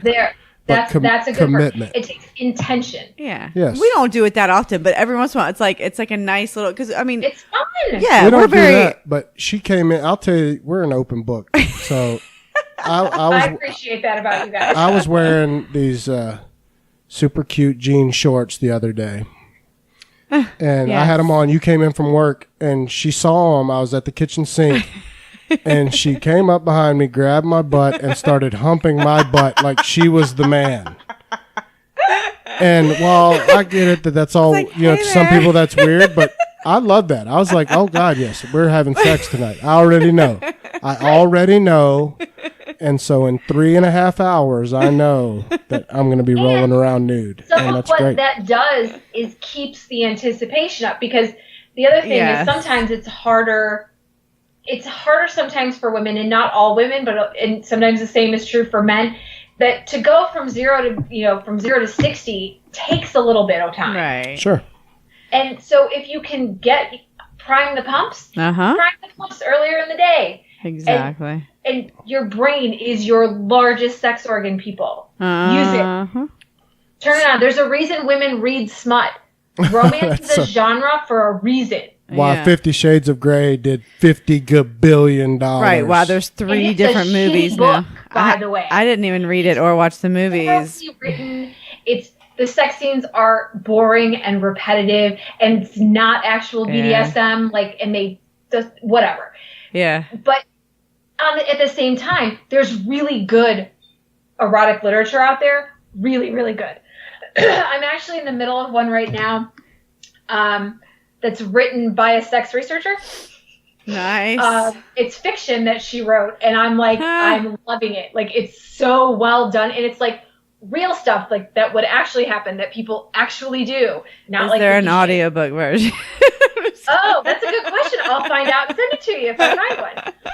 Because I'm really digging this right now. It's been a while since I've read some good smut, but good smut can keep you turned on for longer periods of time. And there's a reason, men have Playboy. And I remember finding my mom's Danielle Steele books when I was a kid, as a teenager. Just the covers would crack me up, and then I would start reading it and be like, his throbbing, what the fuck?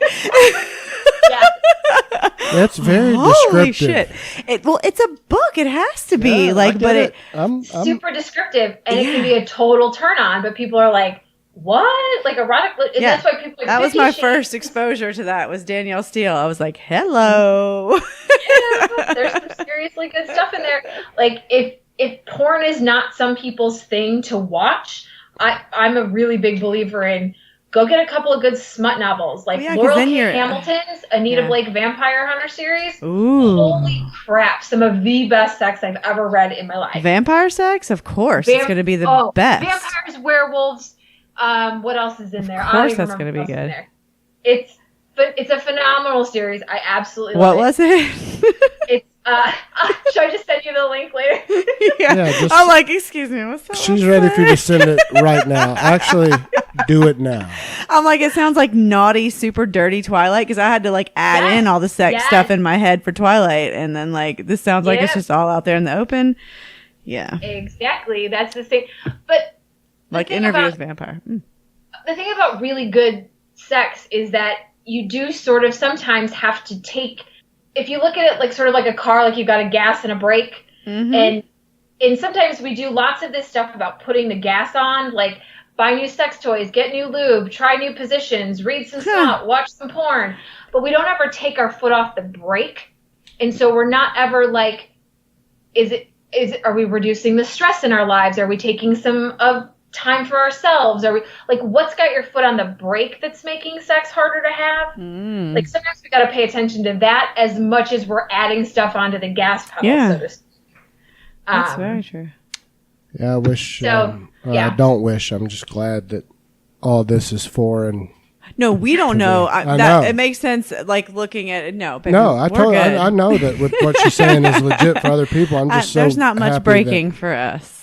But we're like, I will tell you this, kids, though. Take a nap. What you just said that's very valid is, when we got this sponsorship by Spunk Lube and we got our first shipment, we have not been users of lubricants, never really thought of the need or even. Never used it. No, that's what I just. Until literally what I just said. We had never used it. But we got some of this and we're like, let's give it a try. I became a crack fiend. Like after one time I was like, oh shit, yeah, go on, grab the thing. Let's pour that everywhere. Let's get that everywhere on every surface that is in our room.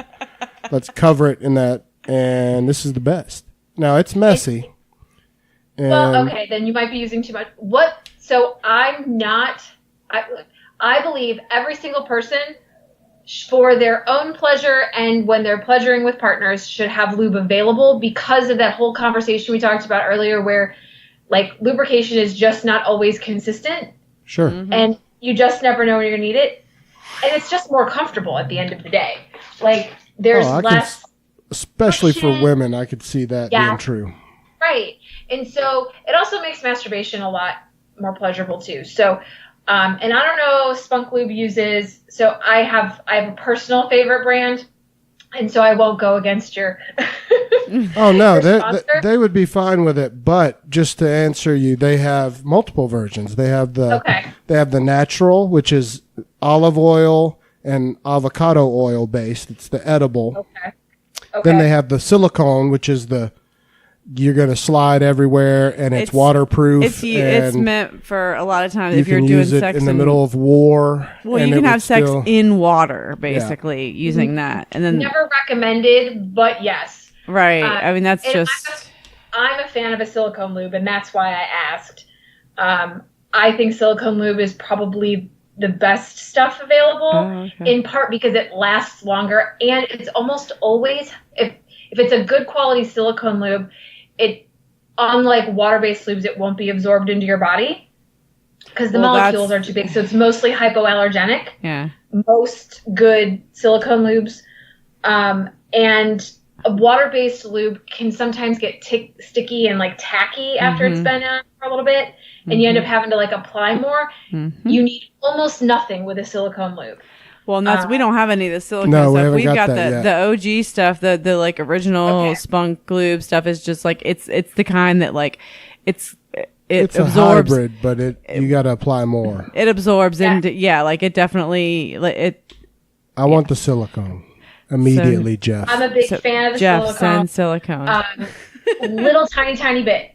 Well, and if you're going to use it in the shower, tiny bit. Careful. Randall's never going to understand that. He's going to fucking make a goddamn mess the first time we get some. So, Brooke, you're in charge of the lube. He's going to be like, here. Yeah, I'm a nightmare with that. I'm such a more is better guy. Yeah, no, this is not a more is better situation. So glad you said that, because things are sliding out, and that's like and slipping into places nobody maybe doesn't want them to go. Like that's a conversation you should have beforehand.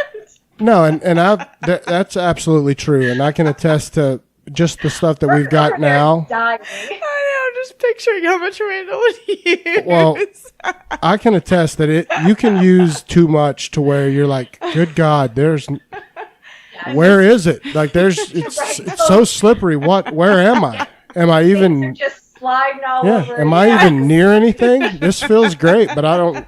Where's the pressure? It's too slick. It's just not cutting it. Yeah, I'm guilty of that. I've definitely done that and learned my lesson. But what I'm going to do, though, because I'm interested for your, because you're so knowledgeable on the products, is I'm going to see if, because Jeff's sending us a bunch of it, and I'm going to send you some if you're okay with it, and see what you think of it. Send us some silicone?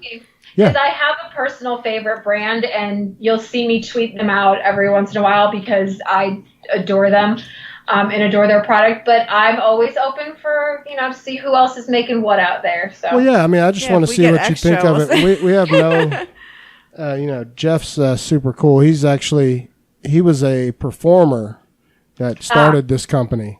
Gotcha. He's an actor, if you will. In the industry. Industry.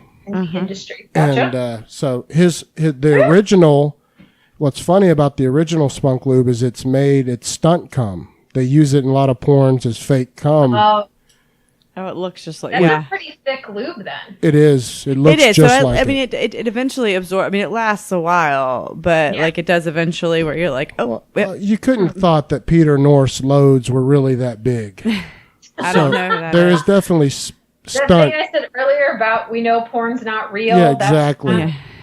There's no way you can cover someone's body in one shot like some of these guys. Or like that bukkake shit. I don't know what bukkake is. Is that pooping? No, bukkake is like, oh my God, why am I explaining this to you? I don't know what bukkake is. Is that pooping on the glass table? No, it's not poop. It's like a bunch of guys come into like a fucking glass essentially. Oh, that's gross. Yeah. Oh, that's nasty. Yeah. But I say that, and then I'm like, at the end of the day, if that works for you, who am I to say anything? Well, and then if everybody's cool with it, then whatever. It's either they're like, it's a bunch of guys that it's like a face gangbang or like, and then like that girl drinks a bunch. Well, ask Rachel about the Jody's question because I'm interested to see her thought. Subject. Sorry, I took my glasses off, so now I've got to hold it up like to my nose. Has anyone invented a sex toy like Jody B's cock socket, which we have not aired this episode yet? So let me explain. I'm intrigued. The cock socket would be like, I guess it's like a hybrid of like a fleshlight and like a glory hole. So that's attached to like a septic tank that's in your wall to collect your semen. No, I thought we talked about having like little like disposable liners in there that would capture it, and then you just you could buy either model. Okay. But what it basically comes down to is you want it to be wall mounted? Yeah, and then you could just like put a fake like light switch over it. Or like no one would know, but then when everyone leaves, you could hump your wall. I mean, and be done. Not that I'm aware of, but that doesn't mean anything because it may just not have made it into my line of vision yet, but if that sounds like something that would work, then you should definitely run with that plan. We need to copyright it. Well, Jody said it's patent pending. Yeah. With his there you go. See, his cock socket. Who comes to install it though? Is it like I would Jody think it has to be and DIY. Like, or like scary? Right. Like, does he come in like overalls, like like a tool belt? Yeah. See. Well, so what? Yeah. What was I know you were wanting to talk about fleshlights or what you were calling them? Masturbation sleeves? Masturbation sleeves, yes. So there's multiple variations of them. And like fleshlight tends to have a harder outer shell. Some of their fleshlights do. There's also a kind that's more like a jelly and they're more stretchy. There's one I used to sell. I think it was even called like the succulent blossom or something ridiculous like that, right? And it's more of that jelly material, and it's really stretchy. The inside is ribbed, and you would slide it over the penis, but the top is open. So I've had women use this. This is sort of the trick that I give. It helps with the blowjob if you either A, don't really want to, or B, just don't want to take in a whole thing, because you can use the sleeve on the bottom and you just have to focus on the top. And that's a shortcut. Or could you have sex on top of it? It would add girth, wouldn't it? It would add some girth to that. Yeah. I don't know how comfortable that would be, but it would depend, I guess. I guess if you lubed it up. Yeah, and you definitely have to. That's when you got to lube, and that's when you know, because otherwise that's not going to feel real good going over. Plastic, no thanks. But like it's that thing where it's just for guys, and women don't have any. Like, what would we do with that? I'm like, well, you can make your life a little easier if blowjobs are not your thing. Some women that's totally their thing, and other ones it is not. And they're like, please don't make me do that. Yeah. So it can help out a little bit if you have the right sort of kind. I might even be able to find a link where somebody still has one of those. I wonder if I could even find a video of somebody showing Jody would love that. They'll probably just use a dildo to show the example. I'm not creating, though. I probably could. I'll have to think about that one. But yeah, so there's like ways for like women to use a masturbation sleeve on a guy. It can, just sometimes it's fun and different. Sometimes it's because that's just not really your thing, and a hand job sounds like way more fun than a blowjob. So it's always an option out there. But that's different than that's not going to work on a fleshlight that has like a closed end, or something that's got more of a solid outer shell on it. There's so many different kinds, but I'll see if I can find that one. Well, I also wanted to get this in before we run out of time. Elaine, our friend on Twitter, right? Hopeless Optimist. Yes. She ended up being the winner. What'd you say? She said hi. I said hi, Elaine. Oh, perfect. Yeah, she won our contest for number of questions submitted by June 11th. Nice. So she gets the shout out tonight, and she gets to pick any piece of merch we have merch of ours. Did she pick one yet? Yeah, she actually tweeted us or DM'd us and said that there's 2 that she's stuck on, and for us to just surprise her. Oh, okay. Nice. But very cool. I love Elaine. I love how much she participates, and she DM'd us and told me a story that she said her husband was like, oh, they just let you win to shut you up. Does her husband listen to us? And I was like, God, no, Elaine. We love the fact that you participate and that she sends questions, and that's what we want everyone to do. But she had a question for you, actually, Rachel, that we wanted to do as the last question. If you're cool. Yeah, you've got it, babe. All right. So what would be your dream job if there were no obstacles? And you couldn't be a therapist. What other field would you have went into? So, I guess outside of your current job. Oh, boy, that's a tough one. Are you doing your dream job? Is that the deal? Yeah, see, that's the problem. God, living the dream for real. It is my dream job, and that's so my daughter jokingly a while ago was like, don't ever ask my mom about her job because she loves her job so much it's depressing. Oh. People aren't supposed to love their jobs that much. But I am kind of that person who, and part of that is maybe because I also still have classes for PhD, and so work for me is my break. And I love it, but it is what I want to do. And I would do it forever. People are like, oh, when you retire, and I'm like, I can't even imagine. I can't, in my head, that doesn't even happen. I just work until, I don't know, I keel over and die, or I'm not mentally capable of doing what I do. But it doesn't mean that I won't sort of expand that into a larger format. Right. Ideally, some of my research will be around domestic violence, and I would like to do some speaking on that. I would like to write more than I have been currently, maybe some academically and some, for the, Barnes & Noble bookshelves. So maybe some more time for that, but I still think that's actually on the horizon. if I had to leave the field completely, I would probably, this is going to throw people for a loop, but I would, or maybe not, I would probably be a high school history teacher. Nice. Word. I'm God, a huge that sounds history like Randall. buff. That sounds like, yeah. Didn't you want to be a high school history teacher? I was going to be a government teacher. There you go. Just equally as boring. Yeah. Equally as awful in my head. I'm like, the original plan was. I love teenagers. I love them. No, not the teenager part. I'm talking about the history and or the government part. To me, no, teenagers are fine. No, I can, and I get that, and I sort of think that like part of why so many kids were disengaged for so long is because we do a crappy job out of teaching both government and teaching history. I was lucky enough to have an incredible government teacher. Me too. I love Mr. Bellis. Mr. K, Mr. Fanaroff is a friend of mine on Facebook. That's how much I love him. Mr. Bellis was the only teacher at my high school that everyone knew that to graduate. He was the one that pushed everybody. His class was hard. No one could ever figure out what his political affiliations were. It's good. Everyone guessed, but he was the best teacher I ever had.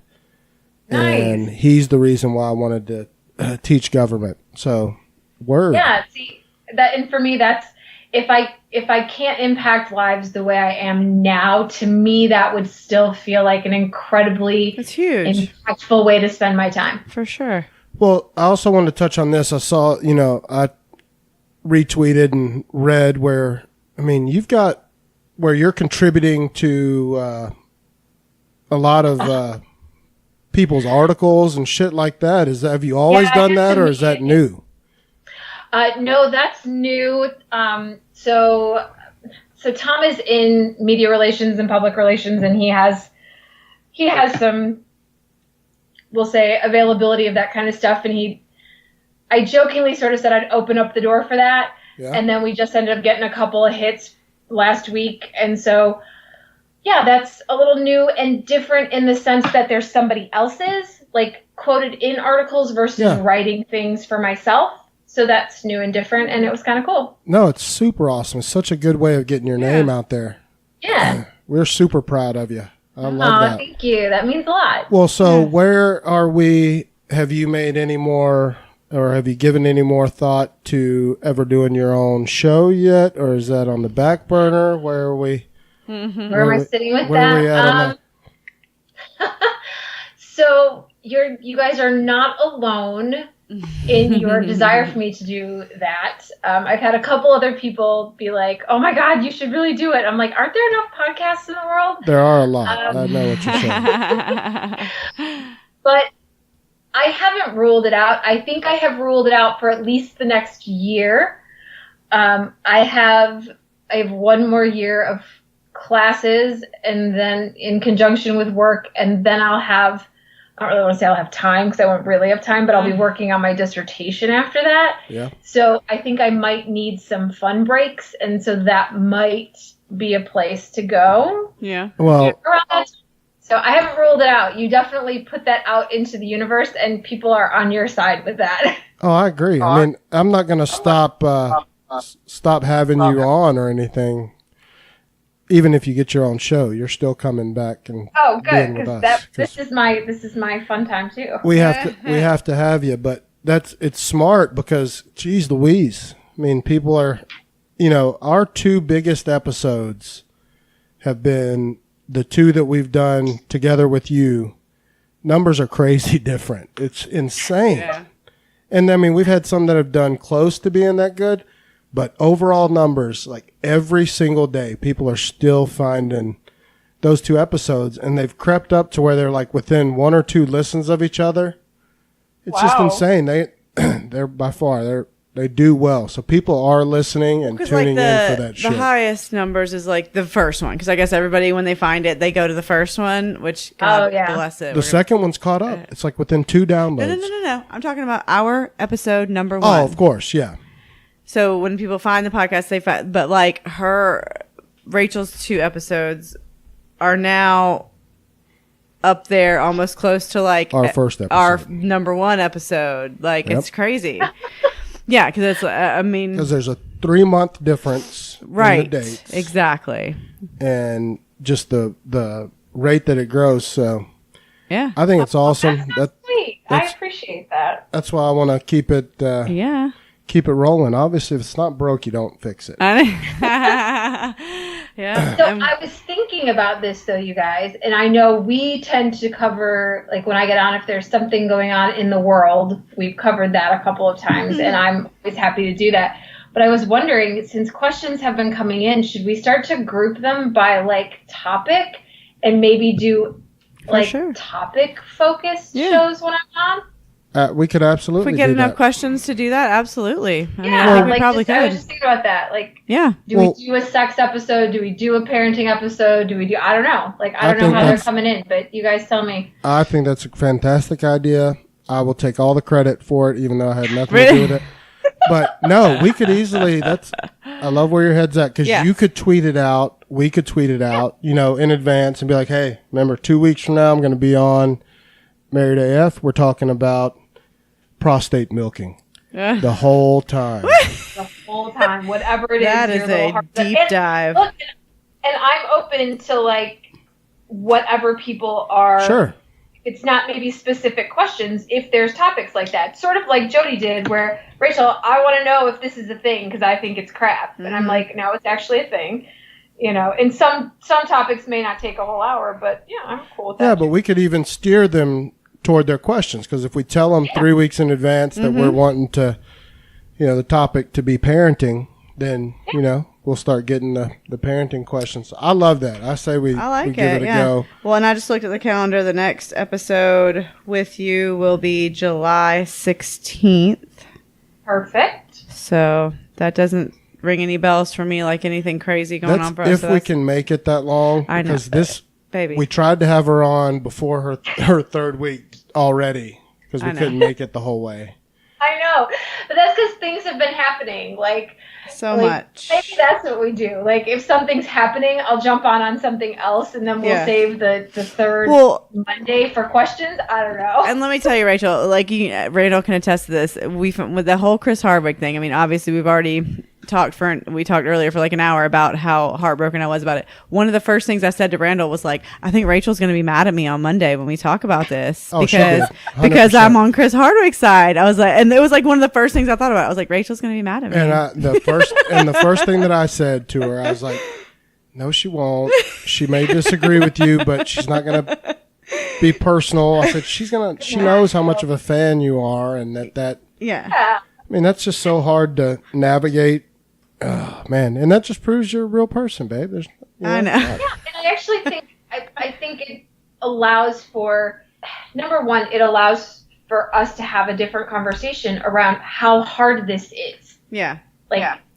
And I appreciate you actually being willing to put it out there for people to be like, look, I'm really having a hard time with it. I don't know what to do. Right, because everybody else on the internet is the opposite of me right now. Well, they pretend they dig right into a side like we were saying earlier. Yeah. Yeah. And so the fact that she could even put that out there and be like, I really like him and this really hurts and it really sucks and I hate that all of you are being really mean because I don't know where I stand right now. Exactly.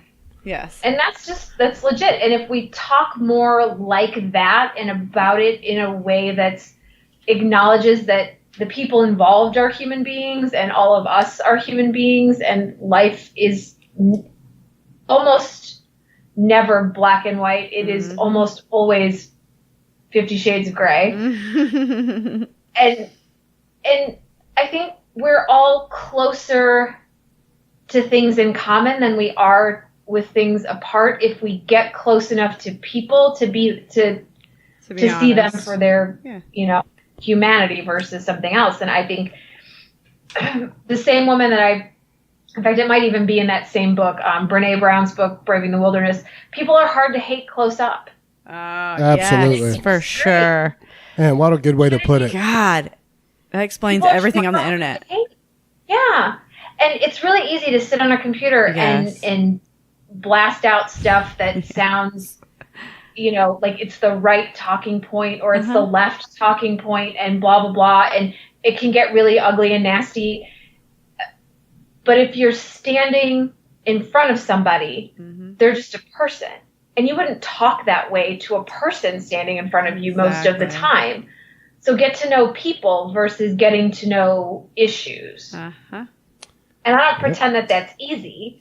You know, I'm pretty open about the fact that I mean, you follow my Twitter feed, you're going to know how far to the left I am.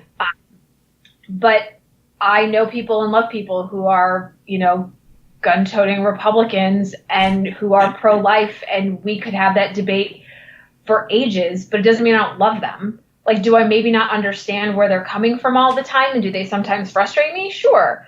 But that doesn't mean I don't love them, because they're people, and they're people in my life, and maybe maybe we both have things to learn from each other. I agree. I'm adamant about that. And I can admit that I've been super staunch to the opposite side of that in the past. That's ridiculous, you know, where I'm closed-minded before with people, and I've regretted it. And I've talked pretty openly on the podcast about that, where I've been able to reflect on myself and be like, God, man, I'd have fucking punched myself in the face. You know, sometimes. And I wish, you know, I'm not saying there's anything special about me, because made plenty of mistakes, but, you know, I guess it's getting older, or maybe I attribute a lot of it to doing this show, because my main thing is I cannot be a bullshitter on this show. I'm going to be honest, even if it highlights my flaws.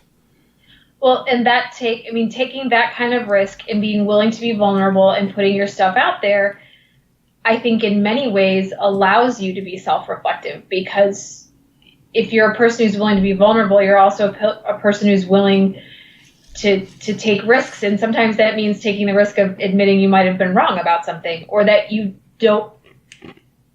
shifted a little bit. I don't even know that it's always being wrong. Sometimes it's just, I learned more, so I think a little differently. Yep. Well, a lot of it's being ignorant. You know, I know that's that's a word that's hard for us to swallow sometimes, but I know for me, that's a real thing.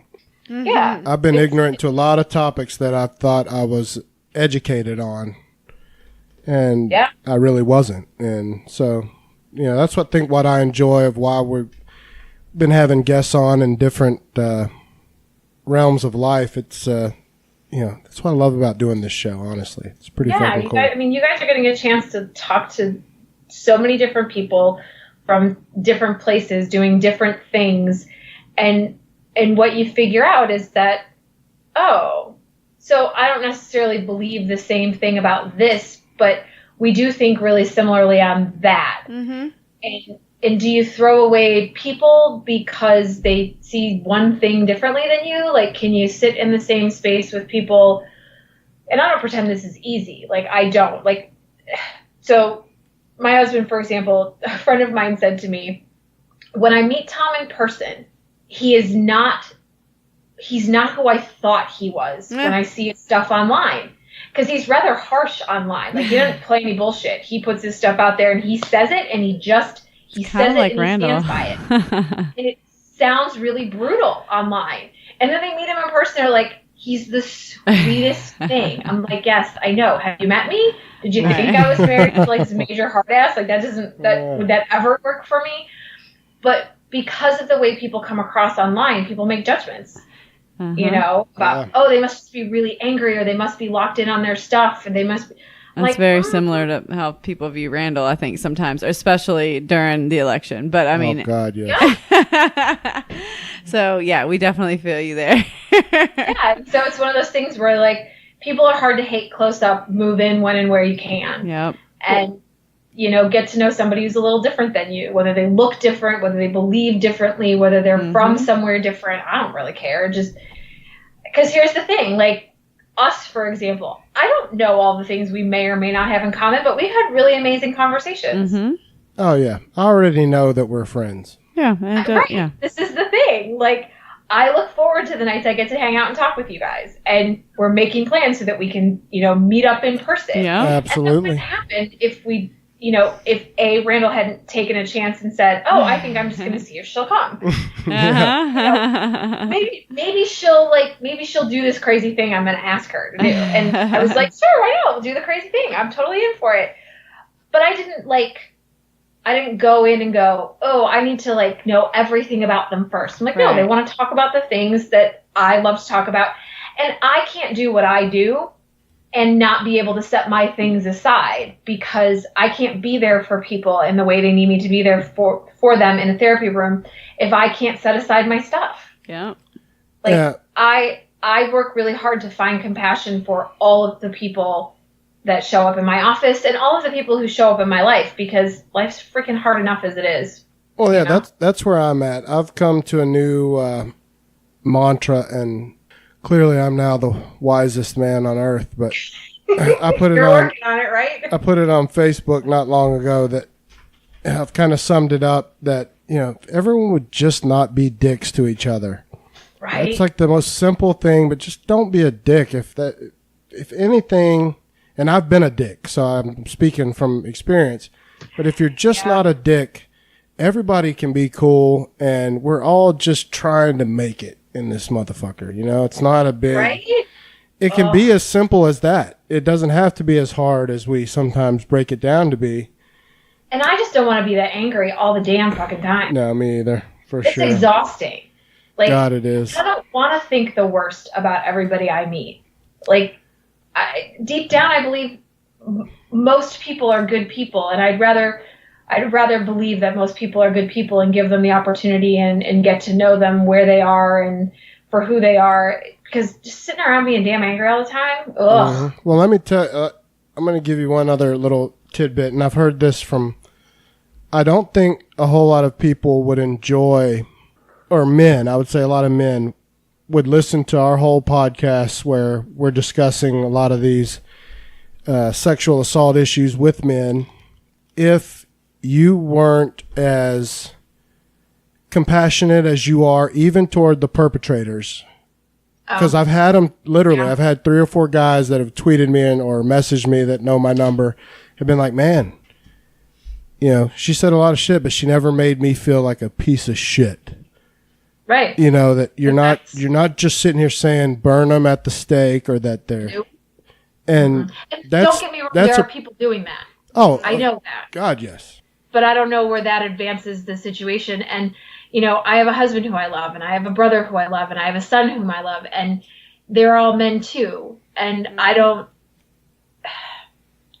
be lying if I ever thought they never cross lines. And yeah, we have conversations, but I still love them. And that doesn't, I don't want to lose them by making this a black and white issue and making them feel like they don't ever matter. And the truth is I don't know. It's just not as simple as people maybe want to make it out to be. I agree. Well, I think we're going to hit the sack, Rachel. We're dying. Sounds like a plan. Well, we'll talk to you every day, I'm sure, but we'll figure out what we want to set as the topic for the next one and have people send in questions for that one. Yeah, I like that. That sounds like a plan. Beautiful. Yay. And I saw that you sent us the message for Brooke's vampire fuck books. Hell yes. Yep, go check it out. Fuck yeah. She will be checking that out. I think the first book in that series might be Guilty Pleasures, but I can't remember for sure. There's a whole series. Randall, in there, so. you may benefit greatly from this. Yes, you may. You can thank me later. I'm fully supportive of this endeavor. He's like, get it. Where is it? Amazon? Let's go. I'm fully supportive. Sounds good. All right, guys. Well, thanks for a good time. Absolutely. We will holler at you later. Much. Bye, guys. Bye.